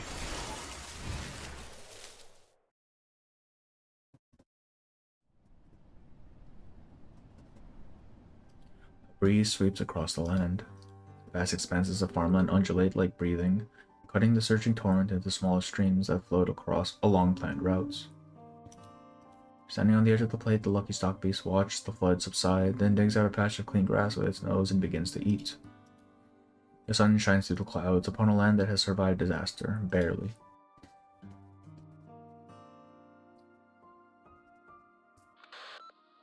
Plates A9 through C3 successfully moved. All accumulated water is now being drained. End of report.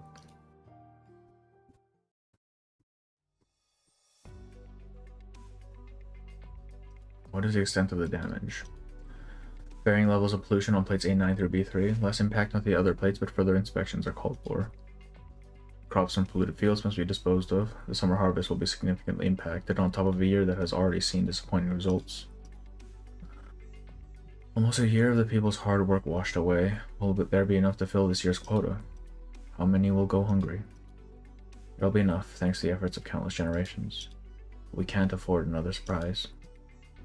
This is bigger than just Dahong. We must report to the capital and coordinate food supplies across all of Yan. Yumen is closest to Dahong, but it was also struck by catastrophe earlier this year. Repairs are still ongoing, and it's unlikely they could spare anyone. Indeed, the Ministry of Works indicates that catastrophe frequency has been rising in recent years. This has been a bad year. Dahong is already the country's biggest food producer. We can't ask for aid from other cities. Plate repairs can wait. Dahong's first priority is food production. There are still many experimental fields close to bearing fruit that have not yet been moved to safer plates. We delay work on the 12 pagodas in 5 cities. We need to bring back the Tianshis who were reassigned there and save the remaining farms and grain. We can't afford to delay the summer planting. I understand your difficulties, but can we not discuss a delay of the 12 pagodas in 5 cities? Food is important, of course, but the 12 pagodas in 5 cities is also an important national defense project. The Imperial Court has reason to order it completed by autumn. We must consider the benefits and drawbacks carefully. If you want to consider it carefully, you'll write to the capital, have the Council of Ministers meet for 10 days, and come back to us with a result.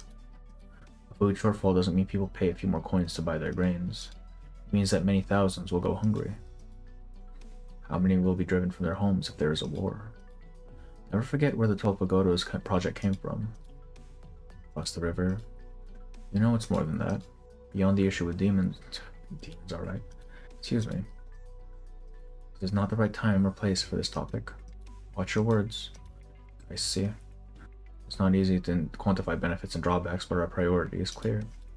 The summer harvest and planting involve years of research and food for millions. There can be no delay. We should ask the Tianshi to help inspect and repair affected areas. This is our immediate priority. As for the schedule of the 12 pagodas, I'll request instructions from the Tianshi Bureau in the name of the Ministry of Rights. Perhaps something can be done with the help of the Chamber of Heaven's designs. I'll take responsibility if the Imperial Court determines that the matter was not properly handled. Well, if they want to chop someone's head off, they can make it mine. Just say I put a sword to the Assistant Minister's neck here. You stay out of this. How do we get anything done if we're already talking about responsibility before we've gotten any work done? It's the people of Yan who will pay the price for a mistake. We are merely 3 insignificant specimens thereof. If both of you insist, I will defer to your decision. I ask that you remember the promises you just made. No problem. Everything goes well, everyone's happy. If things go wrong, you can pin it all on me. That's not what I meant. All I meant to say is that given the urgency of the situation, it would be prudent to communicate with the Chamber of Heaven's designs. I most certainly concur. I'll draft a detailed report from Assistant Minister Ning to deliver to the Chamber. I'll need to prepare for that. I'll take my leave. Excuse me, ladies. Guess my Ministry of Works won't be taking the fall. Just hope the supplies arrive on time.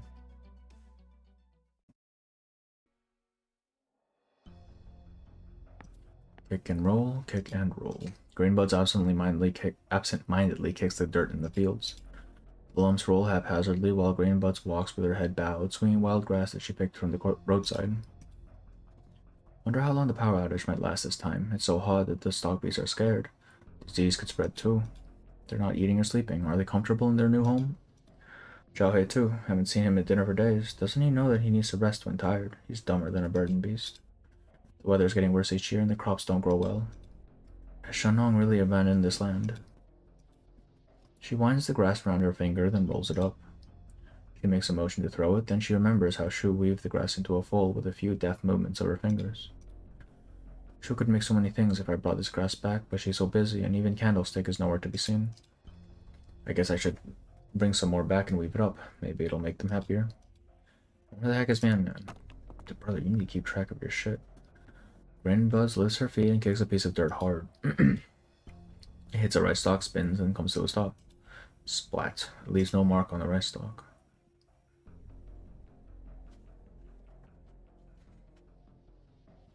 Blood. The crops in the field bow their heads, just like everyone has. Only a single rice plant stands tall in the carnage. It holds its grains high and proud, almost in scorn of everything else that has fallen, as though it has absorbed the life force of everything around it. When everything else goes dark, it alone blooms bright like life. Grainbuds cannot resist reaching out to touch it. It is bright red, bro. Do not touch that shit.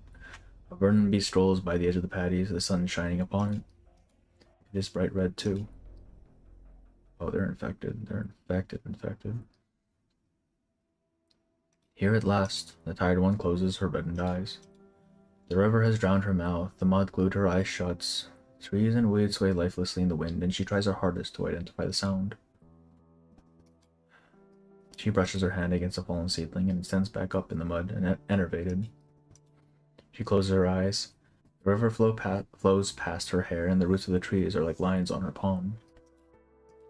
There was a time many years ago when catastrophes were frequent as they are now.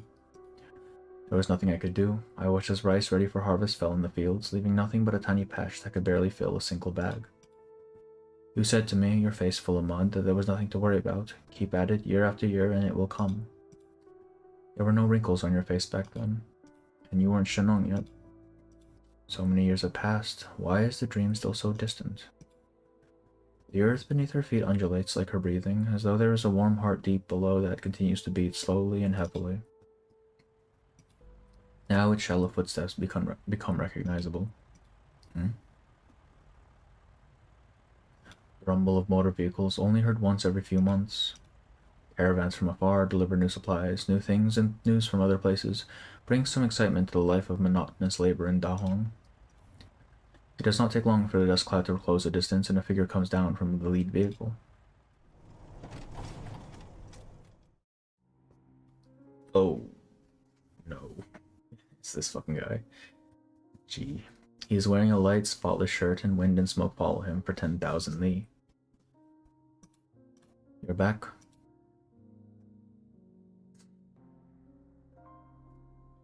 Long time no see. Bro, my dear sister.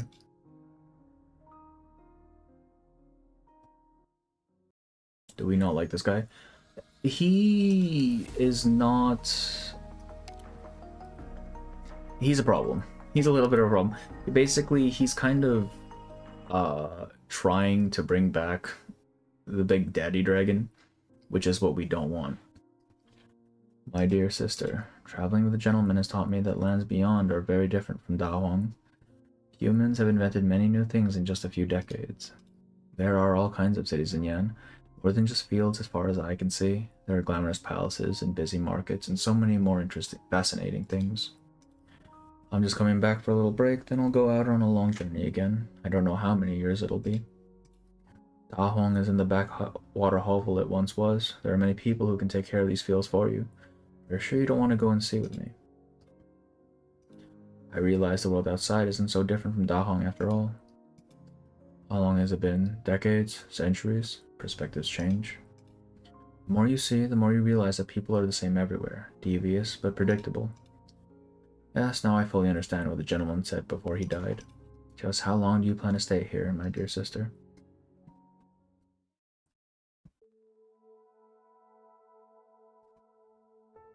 Wait, why do you still shut yourself away like this? It took us so much effort to get you out of that hill. She's not here. Want to go for a walk with me? There's nothing new here, but the produce is on another level compared to the agricultural places in other cities. Say, have you seen how they make booze out of grain yet? Did the Tianxi bureaus come looking for trouble? I'm not afraid of the Tianxi bureaus. I'm just... With skills like that, you should be dealing with that big guy outside who refuses to move. All the Tianqis are out there for the relief efforts. What can I do on my own? It's not like I could do this with my own 2 hands. So bored. Come on, let me see what you're drawing. Oh. Oh, don't be like that. I could give you ideas if you got art block or whatever. It's out. Why so nervous? Looks like you're hiding something. Something's just bothering me. The folks at the Tianxi Bureau might be annoying, but they can't actually do anything about you. The Imperial Court has already given us a guarantee. The worst they could do is complain. You're bothered about him. I can feel his presence. He never hides. Are you sure you don't want to go and see him? We're family, after all. No, you really are cold. I heard how he always brought you the best paintings of the era whenever he passed by your hill. Pretend you didn't like them. Things are different now. When was the last time you saw him? Can't say I remember. His business got so big that he started getting warnings from the Sui regulator. He pulled things back a little afterwards. He's been enjoying himself the last few years, sightseeing all over Yan. But the Sui regulator keeps a much tighter eye on him than he does us. How do you know all that? I had a peek in the regulator's notebooks in the course of my dealings with them. The parts that weren't super double classified anyway. His business became so big. I always remember him as that simple-minded boy following Shu around with no eye for anything other than silkworms and mulberry. Textiles? I think this is the display of textiles. Last time I saw him was when he passed by and I caught a glimpse of the painting. His eyes were clouded, repulsive, like the stinky Weiqi failure, I know. He was in Baijiao the year our Weiqi failure broke out. Who do you think Yan had its eyes on for the past few years while ignoring you and I? You think they're in cahoots? No idea. I thought Ling and Dage were the only ones he got along with. But he wouldn't have been able to call on people like he does now if the Sui regulator made a decision like that, would he? You know how comfortable he is in human skin. Every transaction in the books he submits every year to the Sui regulator is perfectly above board. You couldn't find a flaw if you put them under a microscope. He's always the first to donate whenever a city's hit by catastrophe. The Sui regulator has to give him some respect on that point alone. I really think he did it out of the kindness of his heart. He's our brother. I won't badmouth him behind his back. Right. Anyway, relationships like ours don't exist among humans. Brothers, sisters, You what? Get out of here. Now and no peeking. Fine, no need to get all violent and excitable. Sibling ties in the worldly sense mean nothing to us after all. Maybe Yanni's historians will invent a word to describe our relationships in a few hundred years or so. Maybe. But we would have thrown a few more family reunions if you could change that stubborn streak of yours. I'm not stubborn. So when are you going to show me the 12 scrolls in your study? Yes, I know it's 12. You kept the one for Sanjia, our third sister, even after she disappeared. Sanjia. Have you figured out who the people depicted in the scrolls are, or did you give up on that? Unless you haven't even started on your self-portrait. Why are you so stubborn?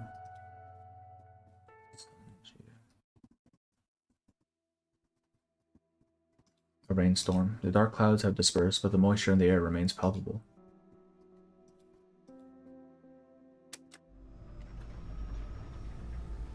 Zhuole watches Hosheng clench his teeth and press a switch on his apparatus. A large vehicle, the likes of which he has never seen, rolls over the fields, trampling row after row of crops underneath. Wind blows past dead, yellow leaves, making a sound like scornful laughter. Disaster comes and goes as it pleases. What can mortal men do before the will of heaven? All these crops have to be destroyed. Yes. It was my first ever test field. Maize, all soaked in originium polluted water. No other choice. Restoring originium polluted soil is extremely difficult. The land is vast, but precious little of it is fit for farming. Even the cob of the corn was sweet. I tried it when I first came to Dahong. It was the best thing ever. I wanted to grow it in the earth so that everyone could taste the sweetness, feel the joy that I did when I tried it for the first time. Only the bare earth is left once the engine rumbling passes. Found you, Zhai. The farmers are arguing with the Tenshis after the engineers bulldoze the field. You need to come, hurry.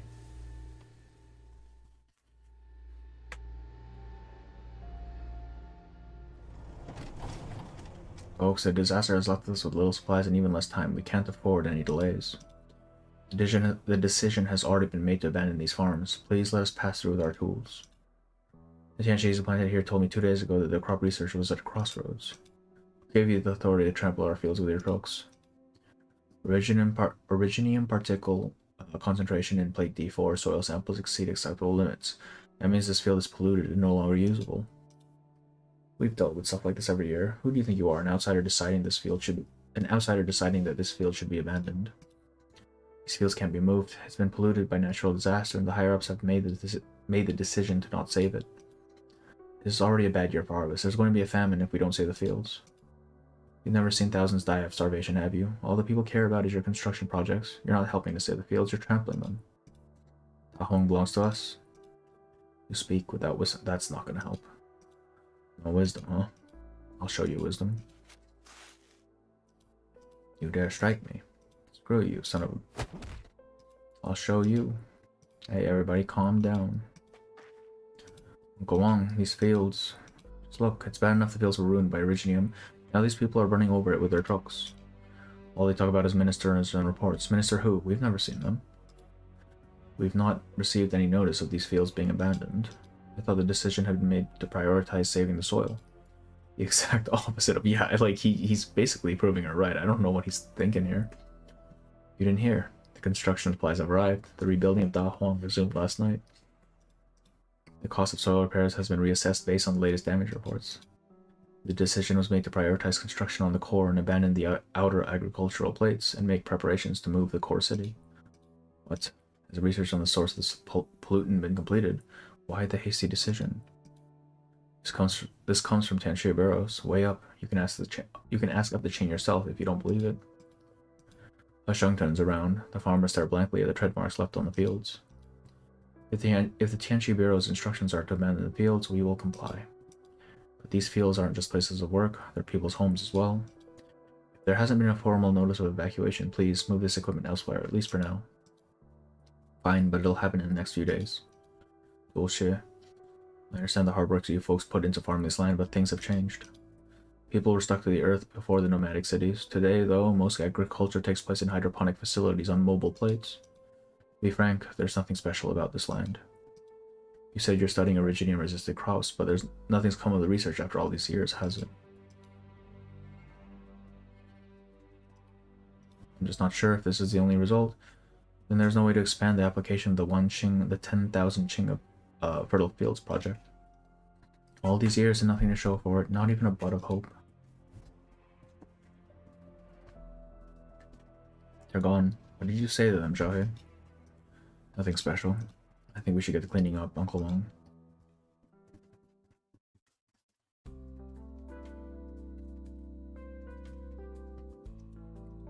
Hey, Buffalo, what are you doing just standing there? What are we gonna do? Listen to the Tianxies and move the Hong Wei? Leave all these fields behind. We should go ask the Zhanshang. Say something. She'll be the first to know if anything has happened to Da Hong. If she isn't saying anything, then that means it's out of her hands.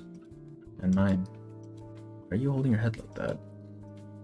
Maybe Shenlong really was a celestial Shan. Otherwise, how could she have carved out a farmland in an environment like this? Sure, Shenlong was amazing, but it's amazing how people have taken care of the land. Shenlong would be so mad if you give up this easily. Oh. Rainbud steps on something and hastily pulls her leg back. A figure rises from the swaying rice. That was a good dream. My brother was just lying there. I dreamed of a bumper harvest before a catastrophe woke me up. Why are you sleeping in the fields? Someone might step on you if someone did step on him. You already stepped on me. Yeah, he's the weaving sibling. That's why he has a needle and shit. That's because you're sleeping in the fields. Apologies, sir. Are you okay?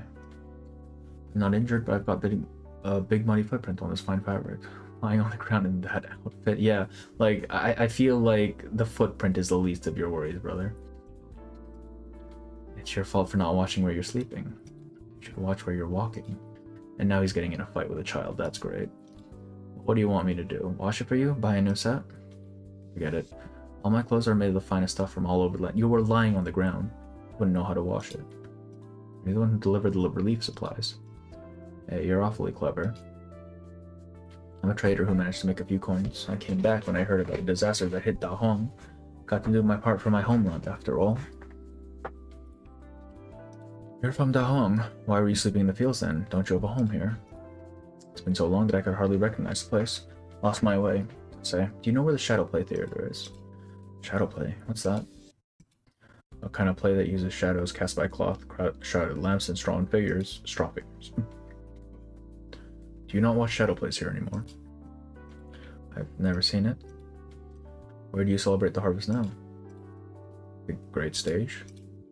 Just follow this path and turn left at the third tree. It's behind the Shenong Shrine. Oh, the Shenong Shrine's still there. That's good to hear. Thanks. You're the first one to point the way for me. Well, fate has determined that we would meet. Here, I have a wish for sale. Anything you like. The man opens his hand to reveal a round stone that gives off a serene glow. What's this? A wish. For anything you desire. Wish? I don't believe you. You're a trader, not some Shan. How could you make my wish come true? I may be a humble trader, but I'm a big enough deal that I buy and sell anything. But the opportunity to trade with me doesn't come to everyone. Real? Greenbuds looks at Husheng behind her, thinks about it, and turns back to the man. I wish Da Hong could always be safe and peaceful, and the harvest always good. Sure, I can sell you that wish. What will you pay me for it? Greenbuds, this guy is kind of weird. We should go. There's no use trying to scam me. I don't have any valuables. It doesn't have to be valuable in terms of monetary value. I accept anything that you value and treasure. Oh, can I play that song? What song? Greenbuds pounce. You stupid buffalo. Far away, a few foul beasts perch atop a stock beast picks bugs off its hide with their long beaks. The stock beast quietly munches on grass while the foul beasts frolic atop, occasionally stretching their necks and chirping happily. Greenbuds puts her flute to her lips. The wind provides a gentle accompaniment. Green hills, flowing water, moonlight on the river. Sway, sway, little boat, let the flowers bloom. Silent are the stars on high, the wandering seeds sprout. Far in a boat you go, rice flowers in the wind. Sway, sway, far away you go. Fine payment, the stone is yours, your wish will come true. Greenbuds puts down the flute, glares at Husheng, and runs away fuming. She looked angry. Why? She arranged it for me when I took my entrance exam 3 years ago. I remember she just put me on the spot. Such precious sentiment. What about you? Is there anything you would like to buy from me? Me? Thank you, but there's nothing in particular I want right now. Or should I say, what I want can't be bought. I have to earn it on my own. I could hear you out if you'd like. There isn't much I can brag about, but I've been to more places than most, and so I sell more things than most. You said you sell anything. Do you sell a future where nobody will starve? Yes. What? The more valuable the good, the higher the price. What price will you pay for your tremendous dream?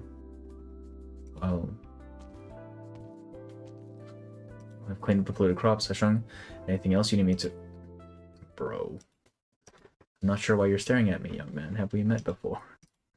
Excuse me, sir. We need to talk.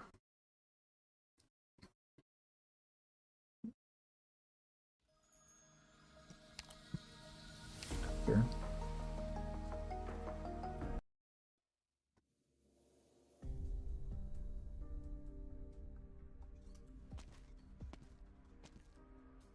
Mr. G.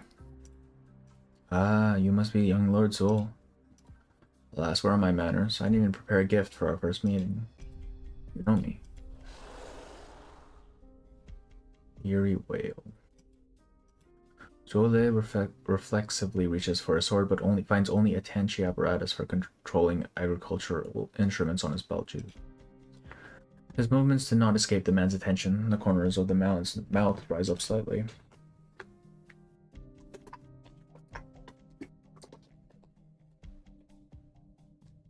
No need to be nervous, Lord Zole. These are but harmless toys. Weave, cause to effect, cut unreal into real. Weave, cause to effect, cut unreal into real. Are these your creations? Just doing my part. You cry. The man waves his hand, and the strange creature turns to tiny threads before vanishing. The ways of the Faron proxies are mystifying. Pretty petty parlor tricks, not much use to them. Pestilence and blight tend to follow a flood. Dealing with disaster you can't see or touch is hard. Weave it into an object, and it becomes easier to deal with. Oh, my elder sister would chastise me for violating the laws of nature if she saw me do this. You shouldn't be here. This is my childhood home, after all. I got a little homesick. I didn't know your kind had childhoods. We were all ignorance once, no matter how long our lifespans. New things left a deeper impression on us. And we think more about those around us at the time. Any meeting of you and your siblings is an important matter that should have been reported to the sweet regulator in advance. The Imperial convoy was delayed by catastrophe. I got word from the old Tianchi and immediately sent relief supplies out of my own barb of a candle holder. The man smiles. His demeanor is gentle, polite, relaxed. But Jolet cannot help but feel a chill up his spine. I have heard much about you, Lord Zhou. That we should meet here is certainly the will of heaven, and I would very much like to make your acquaintance. There is no need to flatter me. I've seen many assign of blue blood families in Baijiao, plenty of them intelligent and learned, but it would be a challenge to find more than a handful who could get down to business and do honest work like you. In the 11th month of last year, you entered the den of Lang Yi Shanhai Zong by yourself and rescued dozens of innocent prisoners. In the 2nd month of this year, you braved numerous dangers in pursuit of that special goblet. Okay, these are previous events. The uninformed believe you to have risen to your position at such a young age because of your father. What do they know of the dangers of a candle holder's duty? Why should one mistake wipe out all the hard work you've done in the past? You're not supposed to know of these things. Businessman hears many things. After all, the thing one hears can be a commodity too, if another is willing to pay a price for them. It's my business to know what kind of customer would pay what kind of price for information. For example, I know what's on the other side of the river to the north of Dahong. I know what Yan is building there.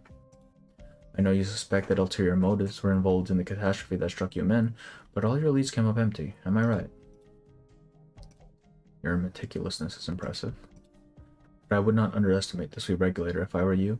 We will get to the bottom of any suspicions we have. I would caution you to toe the line. Is this a word of advice from a friend? A word of warning from a candle holder of the sweet regulator. I'm sure you worry too much. The best Tianchis in all of Yan are all gathered in the Chamber of Heaven's designs north of Dahong. What can one little man do? Okay, buddy. Should you not be more concerned about the things across the river? What? Do you know how many Tianchis the Chamber of Heaven's designs has lost in the past 3 months? Don't you dare spread lies and rumors. Trust is a merchant's greatest asset. I never lie, Lord Zhou. You can look into it yourself if you don't believe it. Then think about what you want to do and whether it might involve a deal with me. Brother's just handing. I thought he said not anyone could make a deal with him. He's just handing him out. Everything is just as usual. The wind is silent. Stockbees bare their heads in the grass. The girl looks around. Stupid Mian Mian. How many times have I told him not to run away? Stupid Zhao He. He doesn't even remember my song. I'm not playing with him anymore. Layer after layer of leaves block out the sky. The wind brings with it a pleasant scent of rice. The earth is damp, and she leaves footprints in it as she steps upon it, walking forward while brushing aside the leaves that hide the skies. It's time to go home. Why did you run away? Go back to your pen or I'm going to get scolded along with you. A gentle breeze rushes by. The large dark eyes of the stockbeast reflect the skies, the clouds, and the fields. Rainbud sees her own reflection in those eyes. I'm going away. But the fuck? I don't want to eat grass. Why is it speaking, brother? Has Zhao even been putting weird stuff in your fodder again? I'll talk to him and make sure you guys are eating properly. Okay, you're not going to question the fact that it's fucking talking to you? It's scary here. Death is coming. Will you come with us? In the flood a few days ago. To be scared, the flood is gone. I'll build tougher houses for you. I'll build tougher houses for you so you don't have to be afraid when catastrophe comes. I'll protect you. No. It comes from across the river. Look beneath your feet. Beneath what? Oh, can she understand animals? Is that her thing? Rainbud sees her own reflection in those eyes. A gentle breeze rushes by. The large dark eyes of the stockbeast reflect the skies, the clouds, and the fields. The girl looks around. Stockbeasts bury their heads in the grass. The wind is silent. Everything is just as usual.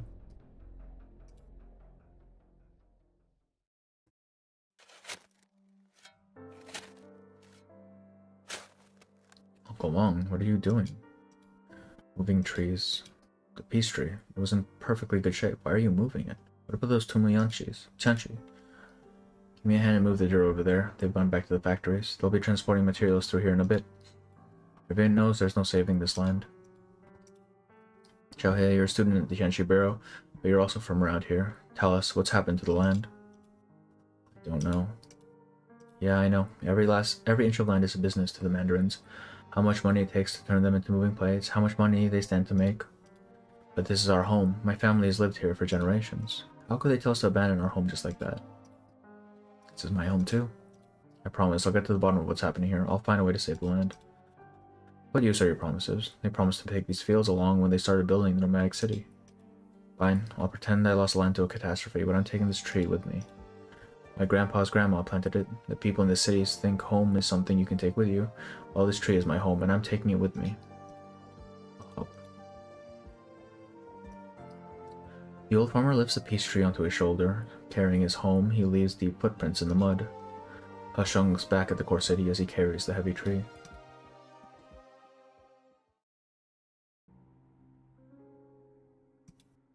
The lumberjack looks down, a blank expression on his face. After a period of silence, he opens his mouth. Are you looking for something? You can talk. What are you doing here? My stock beast ran away. I came to bring him back. What stock beast? Right here. She points to her side. The water underneath her feet reflects her figure, the clouds, and the sky. There is straw all around, but no sign of any animal. Oh, she blinks. I could have sworn he was here. Follow me. I'll help you find your stock beast. Brother, I would not follow a guy who looks like that. Are you kidding me? He's holding an axe. Have a seat, Lord Zhou. Assistant Minister Ning.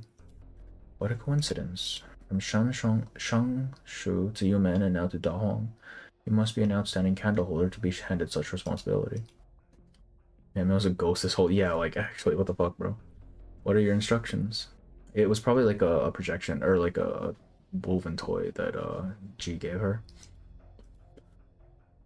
No need for such formality. I would not be meeting you here if this was official business. There is a matter that requires your assistance in a less than official manner. About the sweet proxies. 12 pagodas in the 5 cities project is of crucial importance to Great Yan. Having 4 proxies here in the same place at a time like this is a headache, to say the least.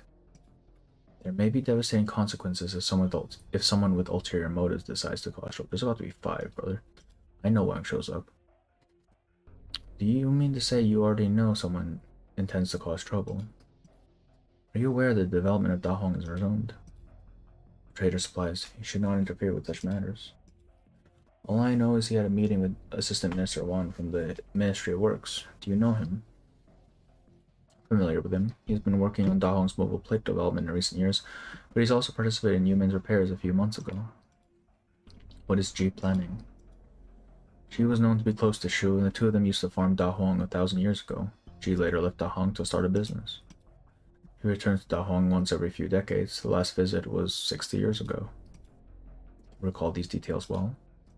You suspect he intends to sabotage Dahong. Right now we need to figure out why he came back. This is what I would like you to uncover. The Ministry of Rights and the Sui regulator have long been at odds ever since the Sui issue. You know you're asking me to do it, yet now you're asking me to do this. Where do you stand yourself?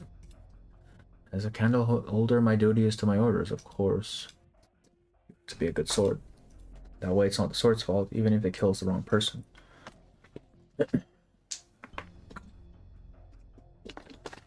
I'm not trying to shirk responsibility.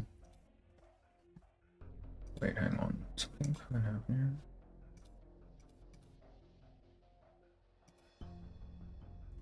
Oh no, we're fine. Restream was throwing me an error. Have you ever thought about why the Sui regulator wants to eliminate the Sui by force?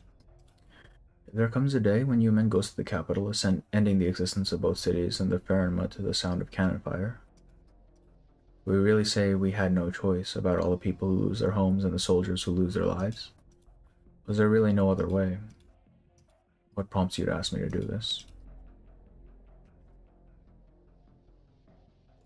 The welfare of the people, not the cloaks and daggers of the courts. Honesty and integrity. I'm sure the answer is right there in your heart.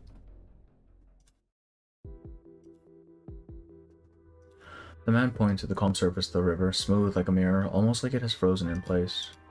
The water reflects the clouds in the sky and the girl's face. The stock beast is inside, in the river. Want to find him? Go down. Alright.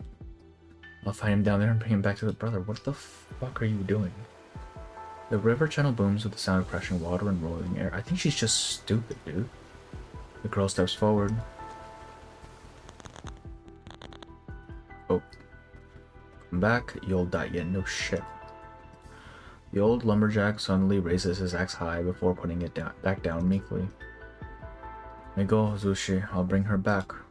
I know how to handle it. She's not that far gone. Let me go and I can bring her back. Zushi knows she can still be saved. Zushi. There is only death there. She's beyond all help. You can't save her. Go back, put up a grave monument. What? Who the fuck? Where do you think you're going, you idiot?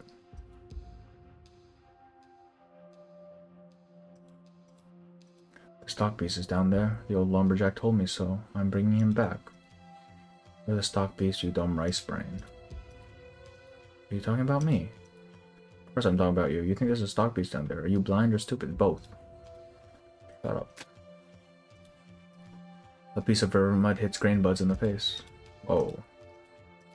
Her sight remains surprisingly clear. She still sees everything before her. What's going on? Grainbuds tries to wipe the mud away, but there is something hard in the mud that sticks to her face. Are there 2 pieces of rice? Uncle, where's the mute uncle? What, uncle? All I see is you trying to jump into the water, you crazy idiot. Now throw that away. Grainbuds washes away the mud by the river. The angry girl turns around. There is nobody in the forest beyond the levee, but she stares long and hard into the woods and nods. But now the dude's gone. What is going on? The footsteps grow distant, disappearing among the trees.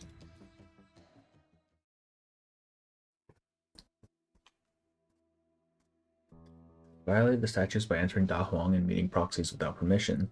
The penalties hereof are temporarily deferred in consideration of his assistance in disaster relief efforts.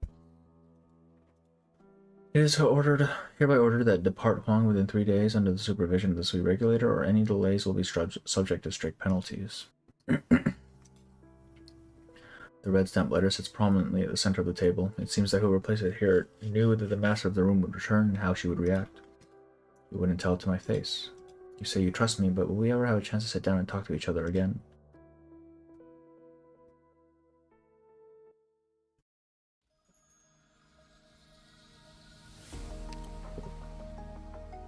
In matters of silk and linen, half the time is spent on bargaining. 1, 2, 3, 4, 6, 7, 12, so 6 of these nodes. We should be going to. So HS5, okay. So I want to get half done at least.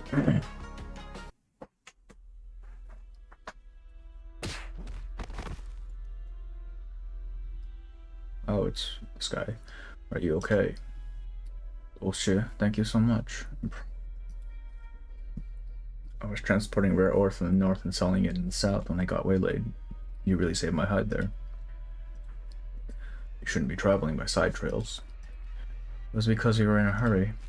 Anyway, thank you very much for your help. Please accept this token as my appreciation. Uninterested. Bye. Sir, I assume you're a martial artist of some renown, that you walk in Jianghu. You want to spar? That's not for a meek merchant like me.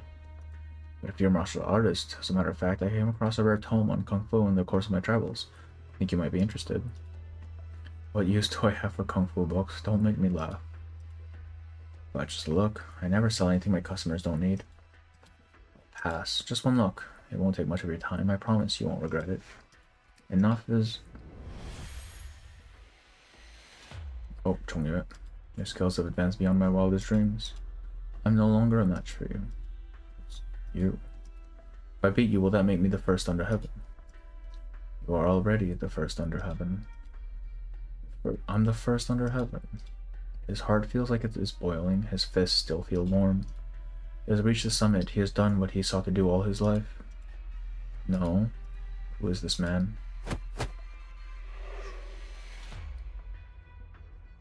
He feels dazed. What's going on? Who are you?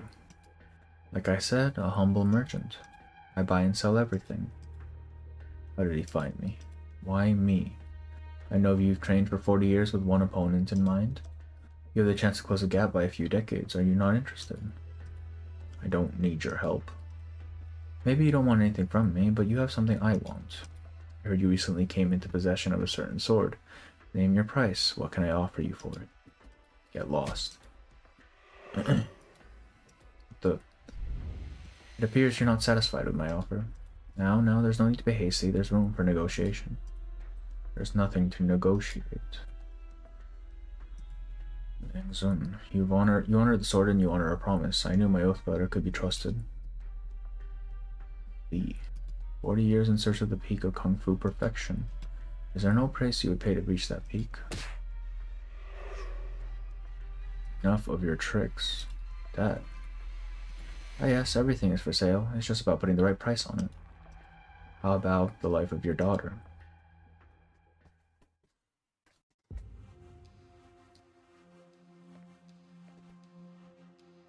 Wait, this is a construction site. You can't enter without permission.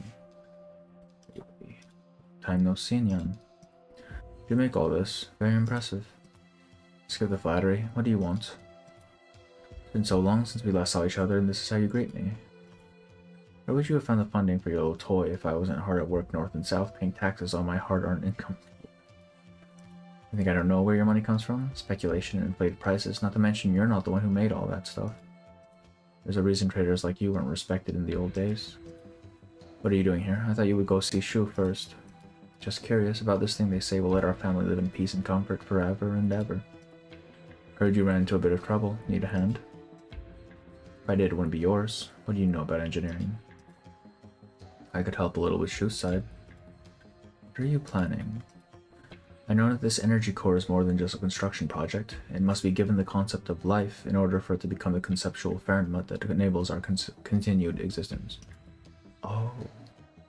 That's why you need our big sister's powers, but she already has so much to deal with here.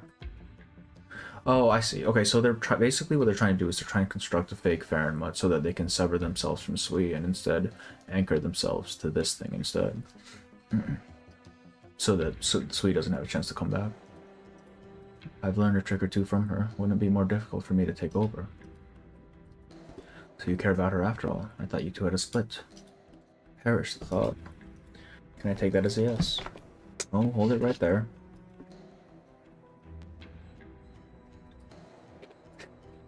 Go back where you came from and I'll pretend I never saw you today. I and my sisters really don't want to see me. I'm just on guard against your bag of tricks. Don't want to fall into your trap. Wouldn't be the first time you cheated me out of something. I was just helping you sell some of your things. You've always got your fair cut. Just stop. I don't have time for your smooth talking. Go away, far away from my project. The last thing I need is even more complaining from the old men. What if I really wanted to go and see? Wait. Don't get so excited. Do I look like the kind of man who would steal from my little sister? I'm just here to see my sisters. I'm glad you're all still alive and kicking.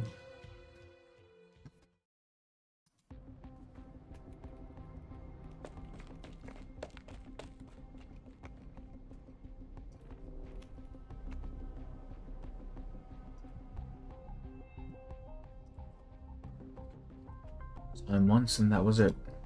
Where did he go? Wait. Okay, now we're in dust painting now.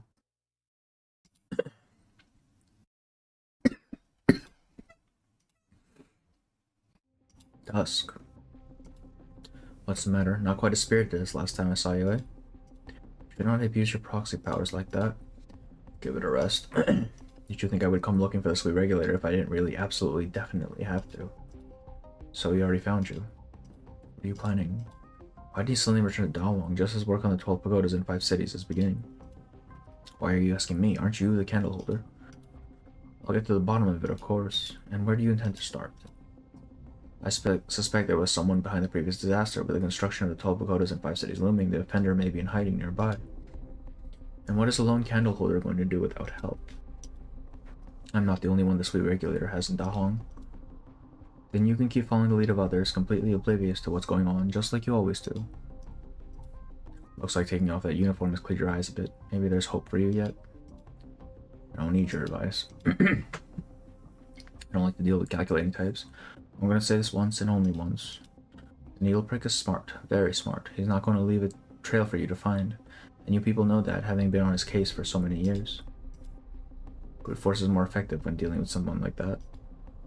Horse, here. A picture scroll. What do you think you can do on your own, even if you can somehow catch him in the act? This will at least keep his feet tied for a while. It's a major violation of regulations for a candle holder to have private contact with a proxy, never mind borrowing her power. It's your choice. You'd help me. I've said enough. The ball is in your court now. Dossier.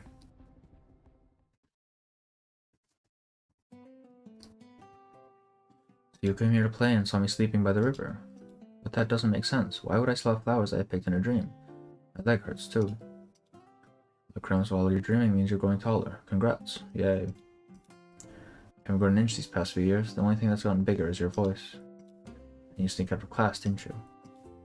Keep it down. I know it. Are you really a student of the Tianchi Barrows? Why do I always see you outside? If I'm not at school, it means I have something more important to do than sit in school. None of your business. I won't tell anyone you sneak out of class if you don't tell anyone I came to the riverside. Deal? Where's my fan? Give it back. How did you know? So mean. I already gave you your flute. What do you want? You just called it together from some bamboo lying around, and you only gave it to me after you were done playing it. Hold it together, you. Listen to the sound. Look at the texture. You know how hard it was to give it away. Give it back if you don't want it. It's that nice. Alright, you can have your fan back. We're keeping this a secret. That's more like it. Here, it's a stalk of rice. See how pretty the red color is. It's the only one alive here. Is this some kind of new species? Hey, why'd you pull it out? My homework, bro. Do you know where someone else... Do you know where else something like this grows? Any crop will do. Any that's pretty like this. Don't tell anyone, just let me know. I'll come by and take a little bit. Isn't that cheating? You don't pick it yourself. Don't want you damaging it. Tell me and I'll come. Don't tell anyone else. Fine, fine. Just keep my name out of it if the Tianchis catch you.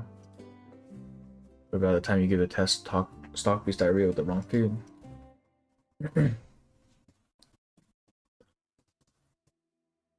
I have a dream. Dahong is big. Very big. It takes a whole day to walk from the east end to the west end, and you'll break your leg before you walk a full circle around its farmlands. Lao Shi says Dahong isn't big enough to feed everyone. I've never been outside Dahong. This is the northern border of Yan, with only rough roads through the mountains and rivers. The food produced here is the only link to the world outside. The weight of the grain on the stalks in the summer and autumn is the weight of the land. There is no sight like the sight of farmland during a bumper harvest. Who's there? Who are you? An old farmer stands in the fields. Her facial features are unclear. There are tiny flowers in her hair. Oh, here.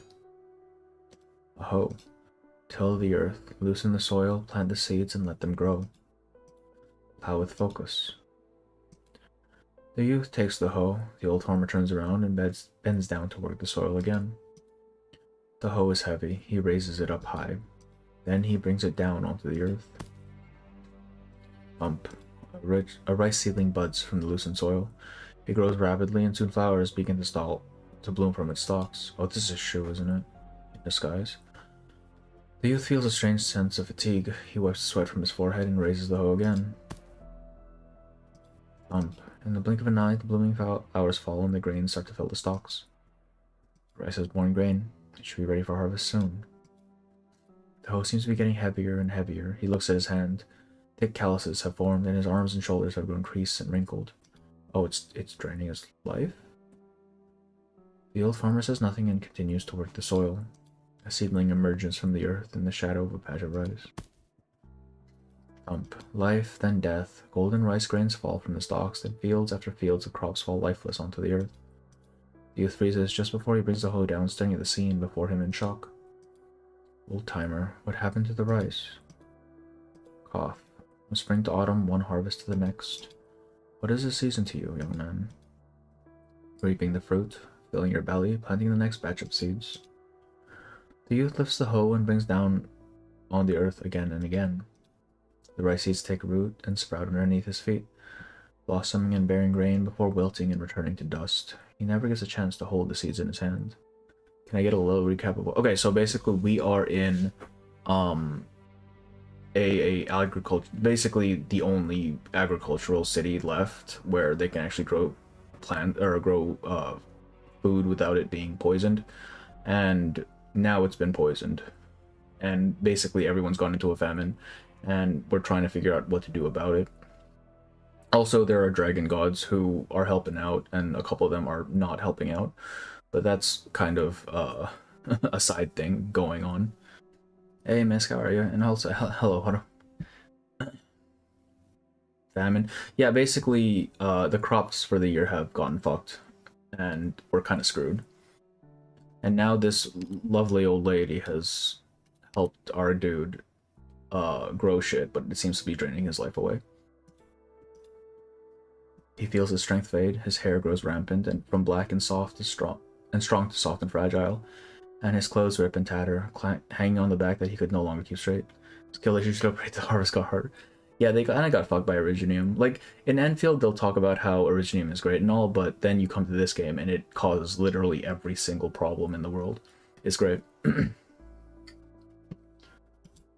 He brings the hoe down one last time, not having the strength to do it again. A knot of white hair drops down by his face. I spent all my life farming here, but life is too short. Hundreds, thousands, tens of thousands, numbers that are too big for me. I'm old. He is standing on shambles. I will never see them grow up. I don't have the time to wait for them to bear fruit. It is beyond my lifespan. The old farmer plants a tree on the levee and caresses the tree trunk before disappearing into thin air. Tree after tree appears on the levee. There are strands of red silk tied to them, wooden placards hanging off the silk, but the writing on the placards are too blurry for Husheng to read. Wind causes the forest to rustle. What are those placards? Why can't we get the crops to grow from the earth? Broken rice grains lie on the ground. What did you see, young man? Why don't I see the fruit?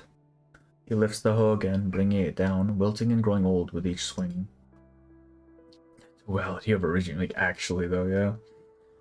He pours his life into the earth so that it may nourish the crops, but the crops do not respond. They grow and wilt without leaving seed.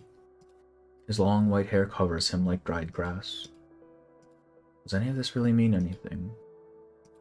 His back is hunched. The pain of age spreads across his back. Weakness has robbed him of the strength to speak. He can only mumble meaningless words. He casts his cloudy eyes to the ground where patches of rice seedlings lie. Who will see the day? Husheng turns around. Who the fuck are you? A white figure stands before him, her long hair like an ancient old tree. Blue as the river. The figure waves her sleeves and the rice starts to grow rapidly. Before long, all Husheng can see is growing rice. The figure begins to stride and everything is silent.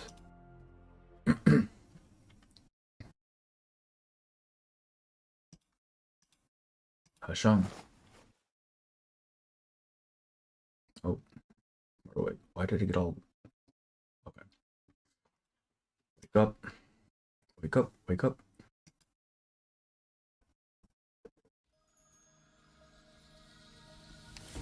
And then post node.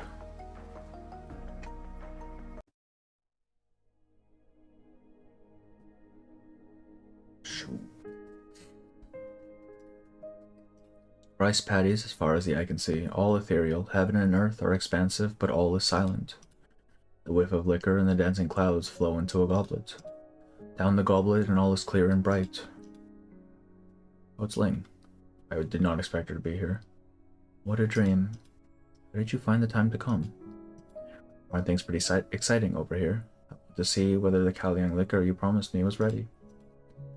How do I give it to you in a dream? What year's vintage are you talking about? Which dream of yours is this? At least let me sniff a whiff if I don't get to taste it in a dream. or see if my hardest working sister got a little thinner. This is what Nyan has made. The poet waves her sleeves and a pot of wine and 2 goblets appear out of thin air. She cracks the mud seal on the pot and the rich scent of liquor fills the air. The poet turns around and peers out at the rice fields that stretch for tens of thousands of li and beyond. The seasons circle overhead, winter giving way to summer, spring giving way to autumn. Is this what you see in this heart? Rice fields as far as the eye can see, the seasons rotating. You farm here day after day. Is it really possible to build what you talk about here?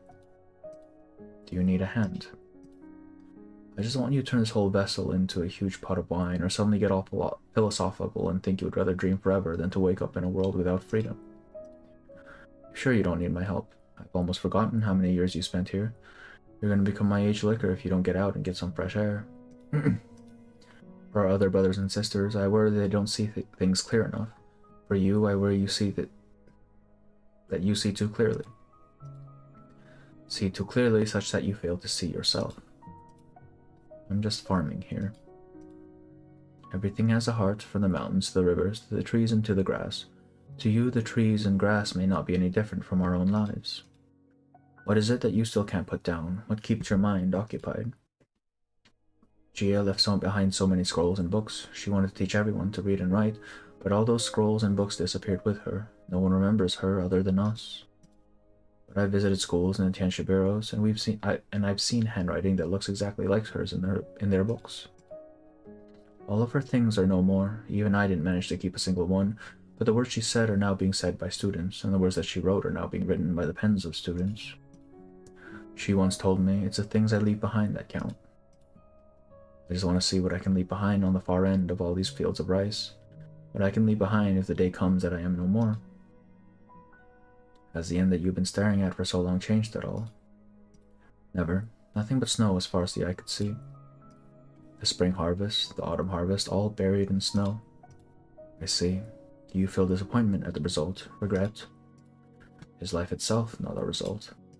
Do the countless mortals of the world give up living just because they realize it will eventually come to an end? Not all our siblings think that way. Has our little brother come back? Yes. Where has the timid and docile G we knew and loved gone? Little brothers and sisters are always cuter when they stay little. I'll go to him.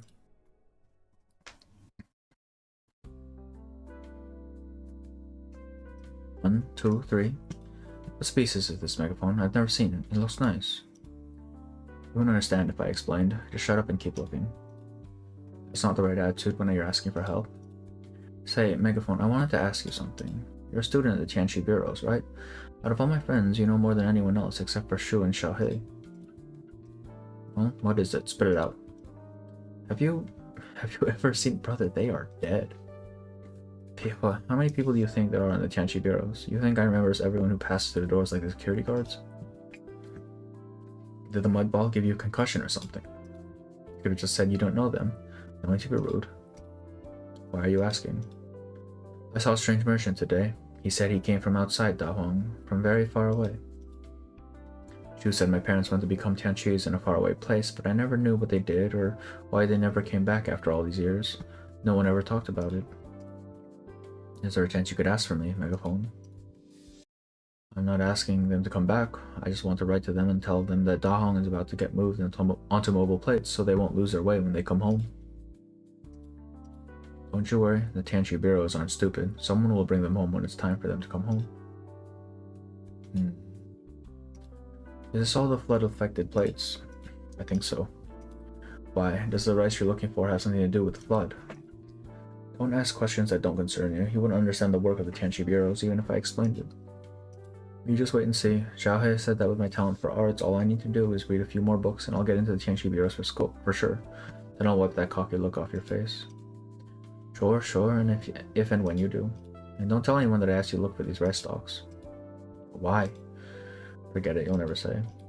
Hey, how have you been doing? Anyone bullying you? Me? I'm pretty happy. Shu and Xiaohei take care of me, and all the farmers around here are really nice. I also made 2 new friends, Candlestick and Inkbrush. Why do you ask? Are you worried about me? Worried about you? Of course not. Nope. Yeah, alright, bro. Well, thanks for the help anyway. Take care of yourself. If anyone bullies you, smack them on the head with your foot like I taught you.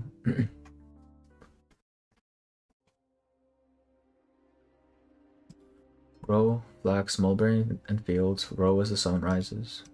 Drive away all evil and bring new light to heaven and earth. La la la la.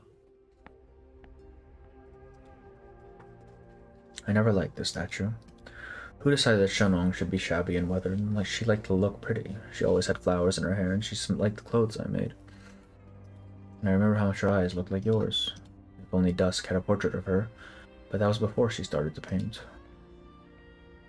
I didn't think you would ever come back.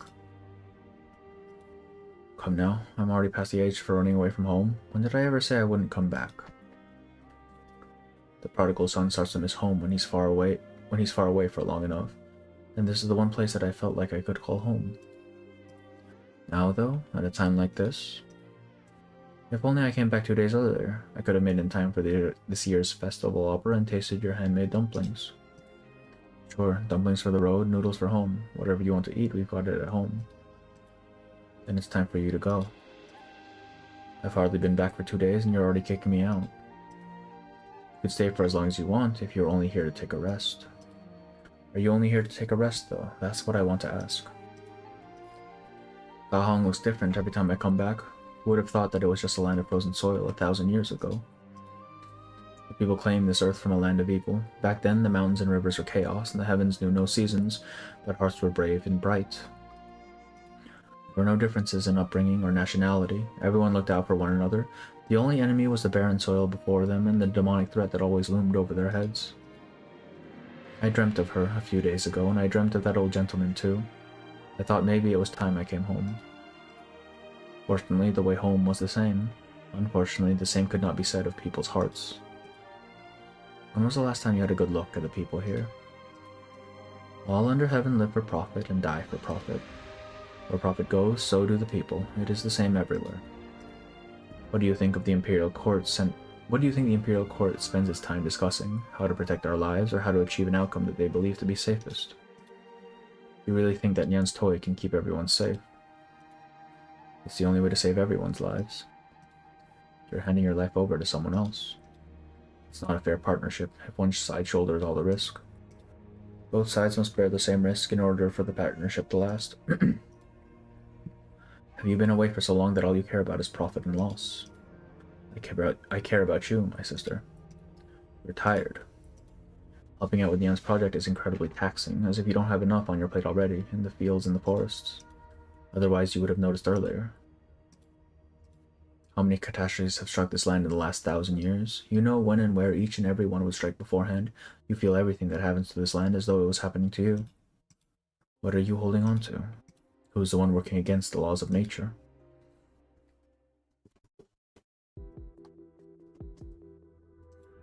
Wake up. What did you see? What did I see? I saw... Wait, how did you know?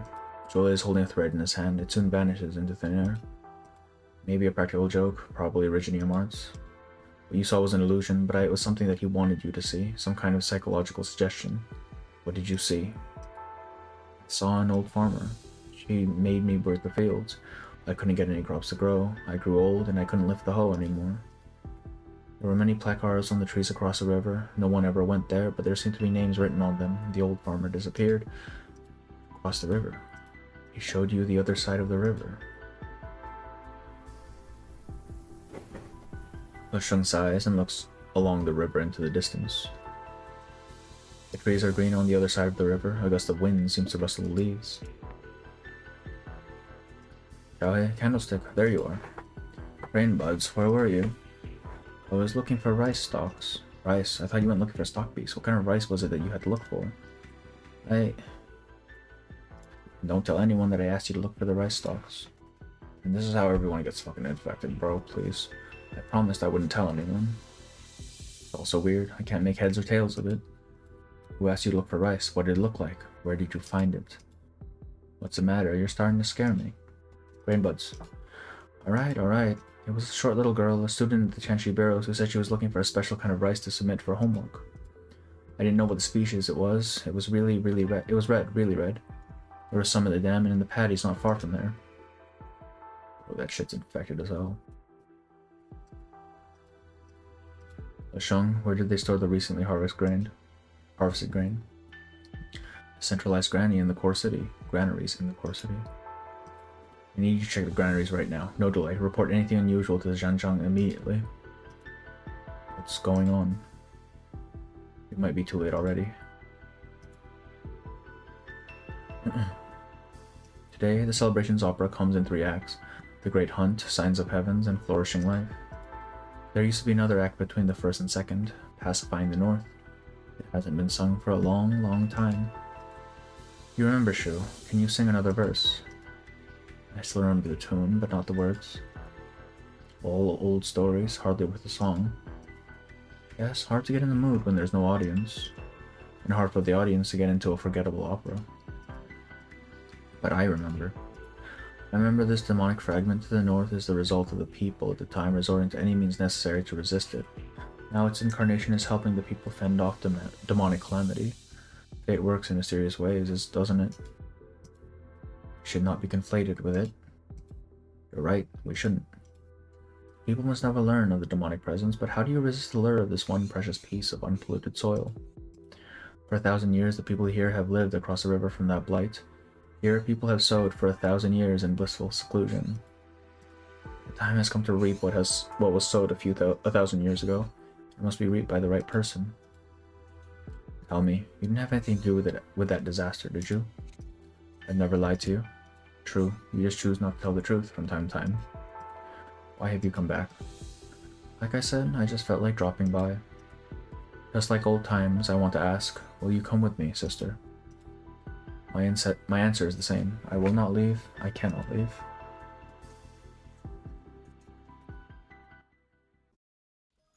So a remnant of Sui is across the river, I'm assuming. Okay, that's a tutorial map. Alright, HS5 is the last one for the night because that should get us halfway through.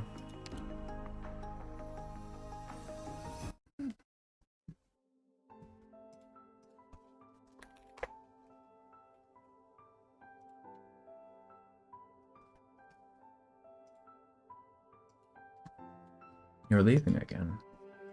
You're not going to try to talk me out of it this time. Oh, is this Shannon? When have you ever listened? I'll feel empty inside if you don't at least nag a little bit. I can still walk and my limbs remain sturdy. The spring wind is still chilly, so it's not like I can sunbathe my chair. Who knew farming could be so interesting? It's not even farming, man. We're getting fucked by famine. It's terrible. You know how dangerous it is up north. But Shu, you also know we have no choice. It took us decades just to carve out this little plot of land, but it's still not enough. We're always short on food and land. If we go a bit further north, we might just find some special crops that can grow in originium-tainted soil. That's cope, bro. Then we'd be able to cultivate the entire continent, and nobody would go hungry ever again. Even more reason for you to stay. If we can't find a crop like that, we'll just cultivate slowly. It might take 10 generations or 100, but eventually... Does it look like I can wait that long? Besides, if the others heard things like crops that can be grown in originium-tainted soil or cultivating the entire continent, they'd think I'd lost my mind. There's no arguing with you. Wisdom is one of the perks that come with age. The woman extends her hand, her fingers tightly clenched. Oh, Shu, would you mind reading my poem again? See if this old lady still has the luck to realize her dreams this late in life. I already told you, I'm not doing that anymore. The woman smiles and unclasps her hands, revealing a small white flower in the middle of her palm. She pins the flower to the hair bun of the girl in front of her. I found this in the fields today. I do believe it's the first flower to bloom this year, and that's surely a good omen. Maybe I'll make it back in time for this year's harvest. You just keep track of the days and have some short rib soup ready for me. Okay. Oh, Shu. You've always been able to see that future, haven't you? In the end, you'll... No, don't tell me. I don't want to know when I'll die. I just want to ask. Will our dream of the first 10,000 cheng of fertile fields come true?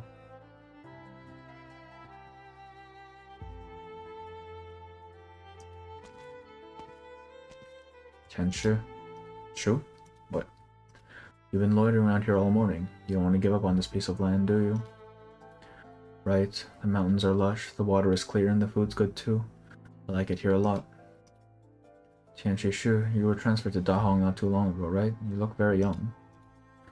I've been here since I was born, 67 now. In all my years, I never thought I'd see the day when I had to leave.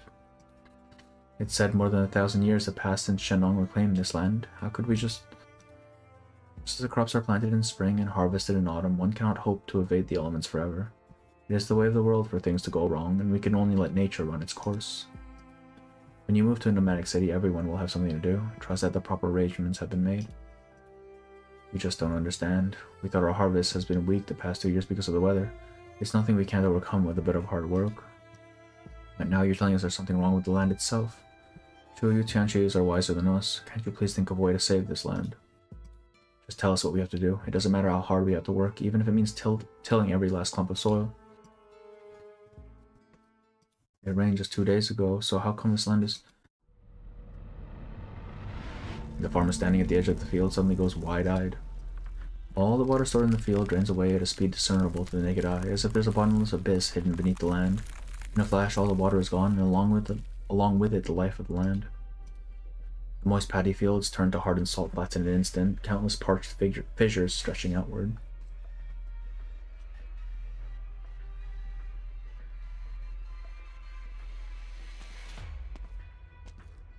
Stop right there. Lord Zhuo, where do you think you're going? I've delivered what I need to deliver and seen the people I need to see, and so it's time for me to leave. Why have you come to see me off, Lord Zhuo?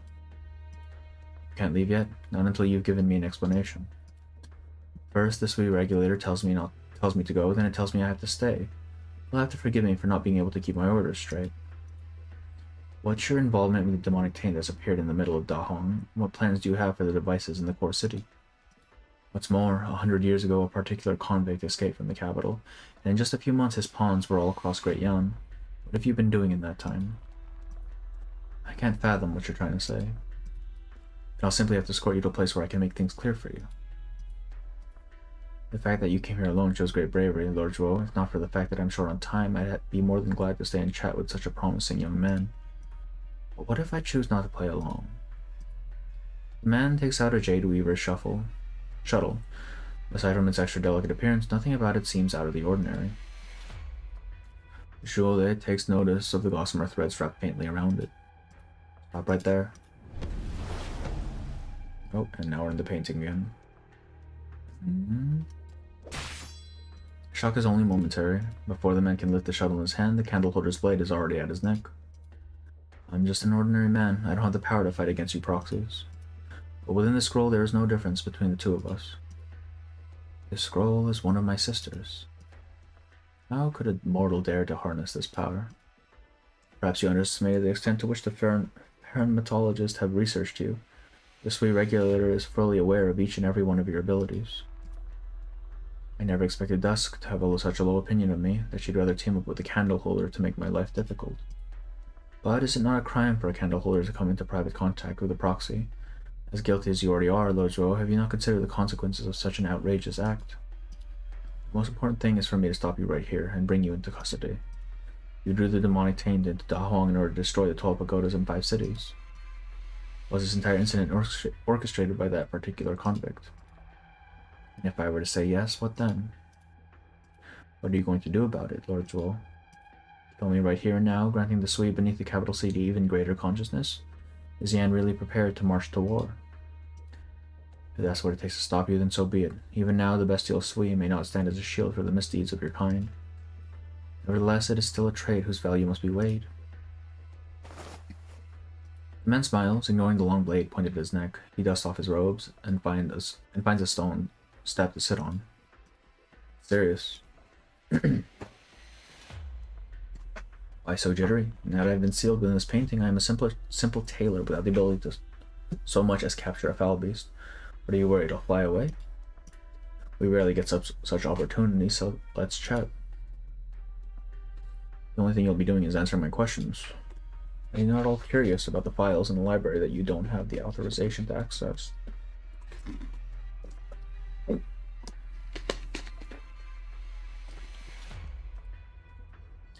Such a great opportunity is sitting right there. Surely those questions are of much more interest to you. Try to talk your way out of this. Then let's settle the account. Between Great Yan and the Fahrenmuts. Well, surely he's just a normal guy, man. He is not capable of getting any W's. Are you kidding me? He's going up against God. Trail's gone cold. I mean, even in the last story, he kind of got his ass handed to him, I'm not gonna lie. If these demon-tainted seeds floated... If these demon-tainted seeds floated over from that river, then why do the traces of contamination get fainter the closer we go to the edge of the city? Could it be... She scoops up a handful of sand and twirls it carefully within her palm, her brow knitting together. The newly built nomadic city in the distance undulates as it sends faint vibrations through the earth like a continuous mountain range or the bulging back of a gargantuan beast. Steel and concrete prop up soil that is thousands of years old. The massive structure seems seemingly erecting a bridge that spans the ages. But who knows of the vestiges left upon this land across its myriad epochs? Was this your doing? All these years you've been silently suppressing this demonic presence. What are you after? How could there be any Shan like you? It's the old man. Who the fuck is this old man, bro? Lord Joel, have you ever seen a silkworm, or perhaps heard the idiom, to wrap yourself in your own cocoon? What are you getting at? I'm quite familiar with these things. For these creatures to grow, they must endure a calamity. Those that survive will break out of their cocoons, those that do not will have their lives quietly snuffed out in the darkness. What are you implying is a silkworm here? You and I, and all things in existence. Say what you will, but we have no interest in comparing ourselves to insects. You people are so proud of the civilization you built, but there are no records of the very beginning in the Sui Regulator's files of how the True Lung was able to end the 100-clan rebellion.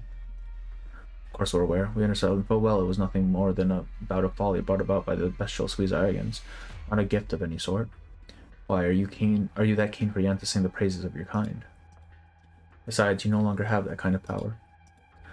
No living being can escape the cycle of destruction and rebirth. Summer insects sing not of sleet or ice. Everything we see, hear, and think is enclosed in a silken cocoon, and we must never forget our humility. What are you getting at? Since the end of that great battle and the appearance of our kind, the Sui Regulator has also accumulated 1,000 years of history. Have you ever considered why Yan never moved to banish the Sui until now? 100 years ago, the convict incited great chaos, resulting in the death of a proxy. Now that the awakening of the bestial Sui is an inevitability, banishment has become a clear imperative. Oh, it was Wang's fault Jia died. What the hell? The bestial Sui is awakening. Which Farron mythologist came up with that conclusion? Who stands to benefit when Yan goes to war? In whose interest would it be to banish the Sui? Do you fail to consider these questions, Lord Zoro, or are you simply pretending that they don't exist? Why should I take anything you say at face value? Actually, you don't have to believe me. Let us settle another account. Setting aside the fact that I am a lowly peddler, my brothers and sisters have for centuries kept a great many dangers from Great Yan. Even when it comes to my unemployed little sister, Yan cannot even fathom the amount of effort it would have taken to build its nomadic cities without her. I like how they always refer to Yan as unemployed. That's so fucking funny. Of course, there's also the sister who's been standing guard here all this time. When it comes to the symbiotic history of the Fahrenmuts and Yan, from beginning to end, my brothers and sisters have done nothing to harm you. All they've wanted is to live like ordinary people. But now they're about to lose their lives over some undeserved disaster. Tell me, Lord Zuo, how are we to settle this account? Indeed, a number of you made invaluable contributions to Yan, which the nation has never forgotten. Now there are some of you who could choose to stand against Great Yan, threatening the lives of countless people. How were you not suggesting just now that your Zans had taken good care of Yan? Why then at the first sign of hardships do you turn against the Yans? Where even are these Yans? From beginning to end, there have only been ordinary people. Why not take a look at the ground beneath your feet?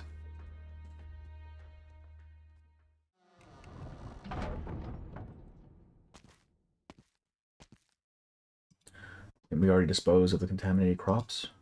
No, this is the grain that was harvested normally before. How did it become like this?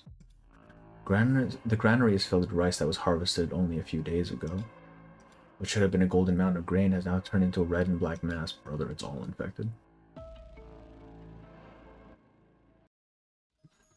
Alright, last section. Let's go.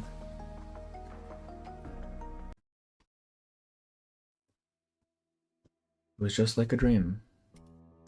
She traversed a great long journey, crossing mountains and ridges in the ice and snow, reaching an endless right field of rice at the end of the road. The rich stalks glimmered like gold. She did not know who had planted them here or why they grew so prosperously. How wonderful. Then stay here. She hears a voice calling out to her. No, no. She remembers her unfinished business and the place she must return to. She picks up a stalk of rice.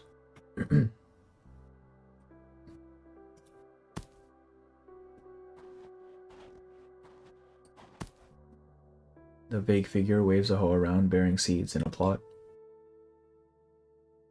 You're back. Thank goodness. Everyone was waiting for you. You were gone so long. Did the trip go smoothly? Did you find the crops you were searching for? Oh shit. Are you alright? You look a bit... What is this? Help. Someone...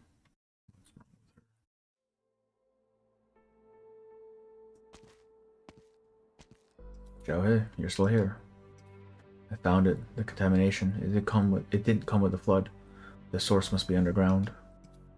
If we gather the Tianxi bureaus, it might not be too late to start researching now. There's no need to bother with that. We've already decided to abandon these lands. It won't take that much time. Give me maybe 2 or 3 days, and I should be able to pinpoint the source of the contamination. There must be a solution. It cannot be that good. Every bit of land here in Dahong was hard won. We haven't put in anywhere near that much effort yet, so how could we just give up? It's not just a few plots of land, it's the entire city. But everyone is to move into the core city and follow east, leaving behind all the other fields here by tomorrow. The other Tianxiers are getting everyone together to prepare for the move. This is what matters most right now. You should go help them. Whose idea was this? Who else could order the entire city relocated? Why? All these experimental fields and these newly planted crops? This has already been a famine year. If we give up on these crops, how many more people are going to go hungry?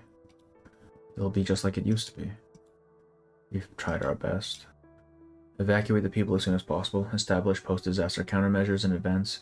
You are a Tianxi, so have your priorities straight at a time like this. Is legend true?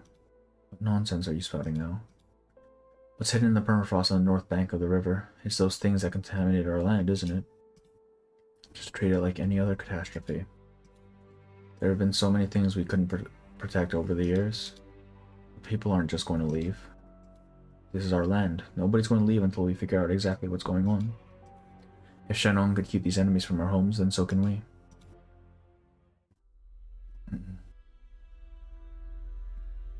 Is it an illusion? The vast fields in front of him instantly turn empty and barren. No, it's not the fields. Not that the fields have turned barren. Rather, heaven and earth are being invaded by a foreign space, a force beyond the recognition of any soul. What's going on over there? It's too late.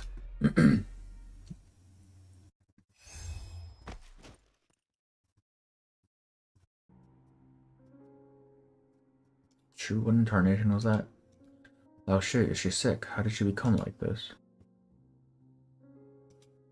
Give her a proper burial.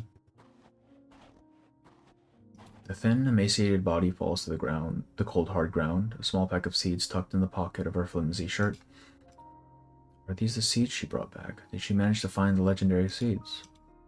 Our harvests have been terrible the last couple of years. Maybe with this packet of seeds there's some hope after all. Let's take it back.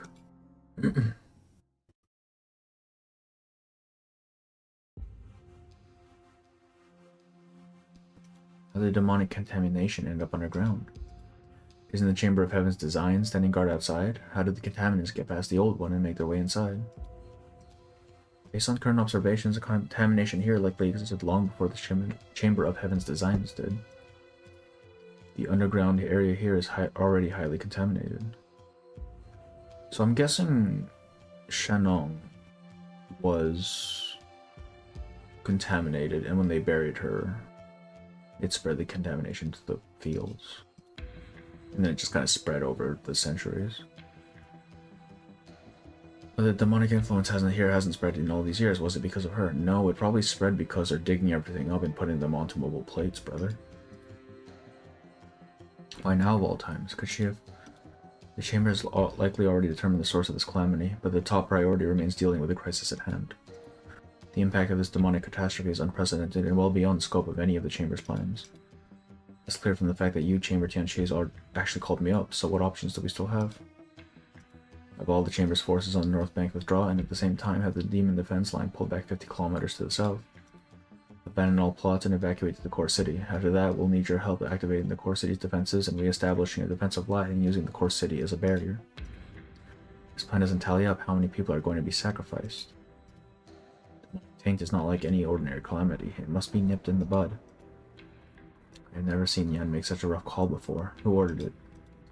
Was your big boss, the great and unknowable old Tianchi?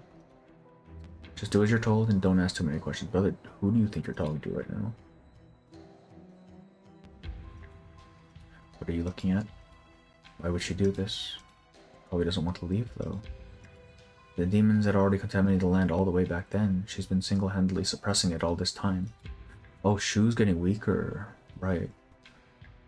Which is why the suppression isn't working anymore. 1,000 years. What would it feel like to have your conscience gnawed by demons for 1,000 years? Sure, good grief. There's no other way. There's nothing we can do. You can't whisk everyone away inside a painting, and I can't build a castle out of thin air to carry everyone off either. Then what about her? What do you mean? Surely she would have known that this day would eventually come. The question is, where is she now?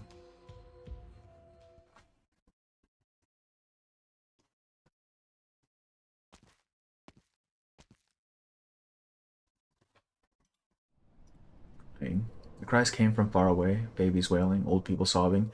Even the crops in the field are mourning. Just like the scene from 40 years ago. That was another famine year.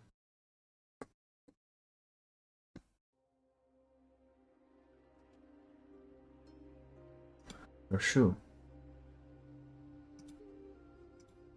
You're from the Sui Regulator.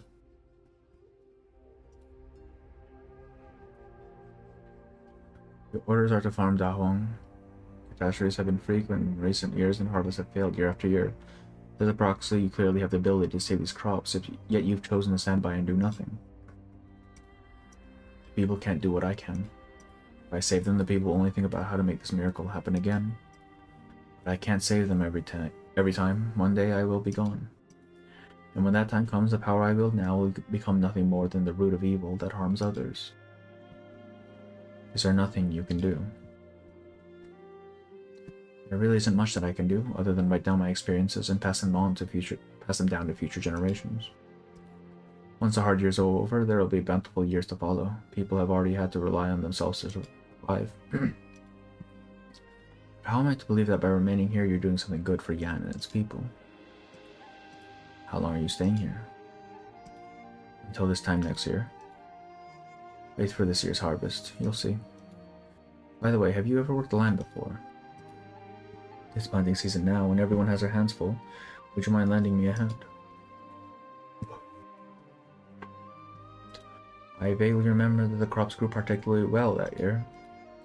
Cloud rice piled up into little hills, and the farmer said they wouldn't need to worry about catastrophe for the next few years. You're smiling. I'm really glad. Are you still going to write me up in your report to the Sui Regulator? Are you going to stay here forever? Stay here and help us?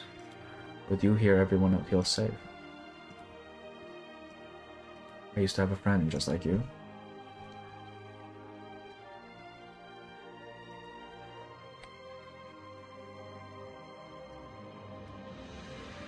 Now there truly is no other way.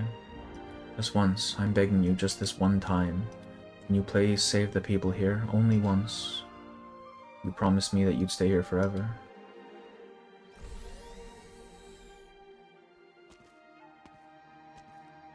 Shoo. The room is empty. A warm bowl of soup still sits on the table. See, you've already...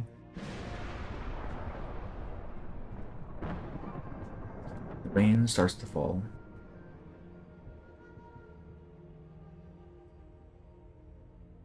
It's raining. Farmer looks up to see a thin cloud covering the crescent moon in the sky.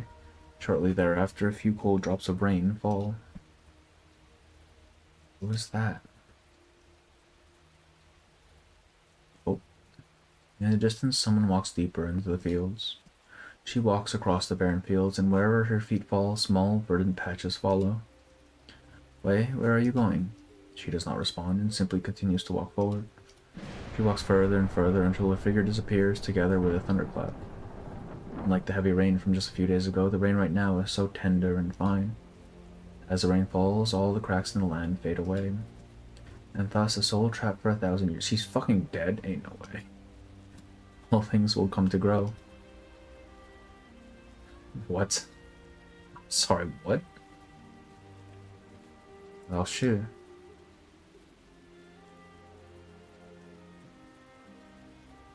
It's raining, as I thought. Like ink stains blending and blurring with water, the paint sealing this section of space gradually dissipates without a trace. What just happened? You were so close. Why are you... Lord Zol, I have no intention of becoming your enemy. However, I do hope you take what I said to heart. The days ahead of us are long, and there shall come a time when we meet again. In the end, this is how it turned out, just like I said. My dear sister, these humans can't do anything without you. May you rest well now. Ain't no fucking way, bro. When you next awaken, everything will be better.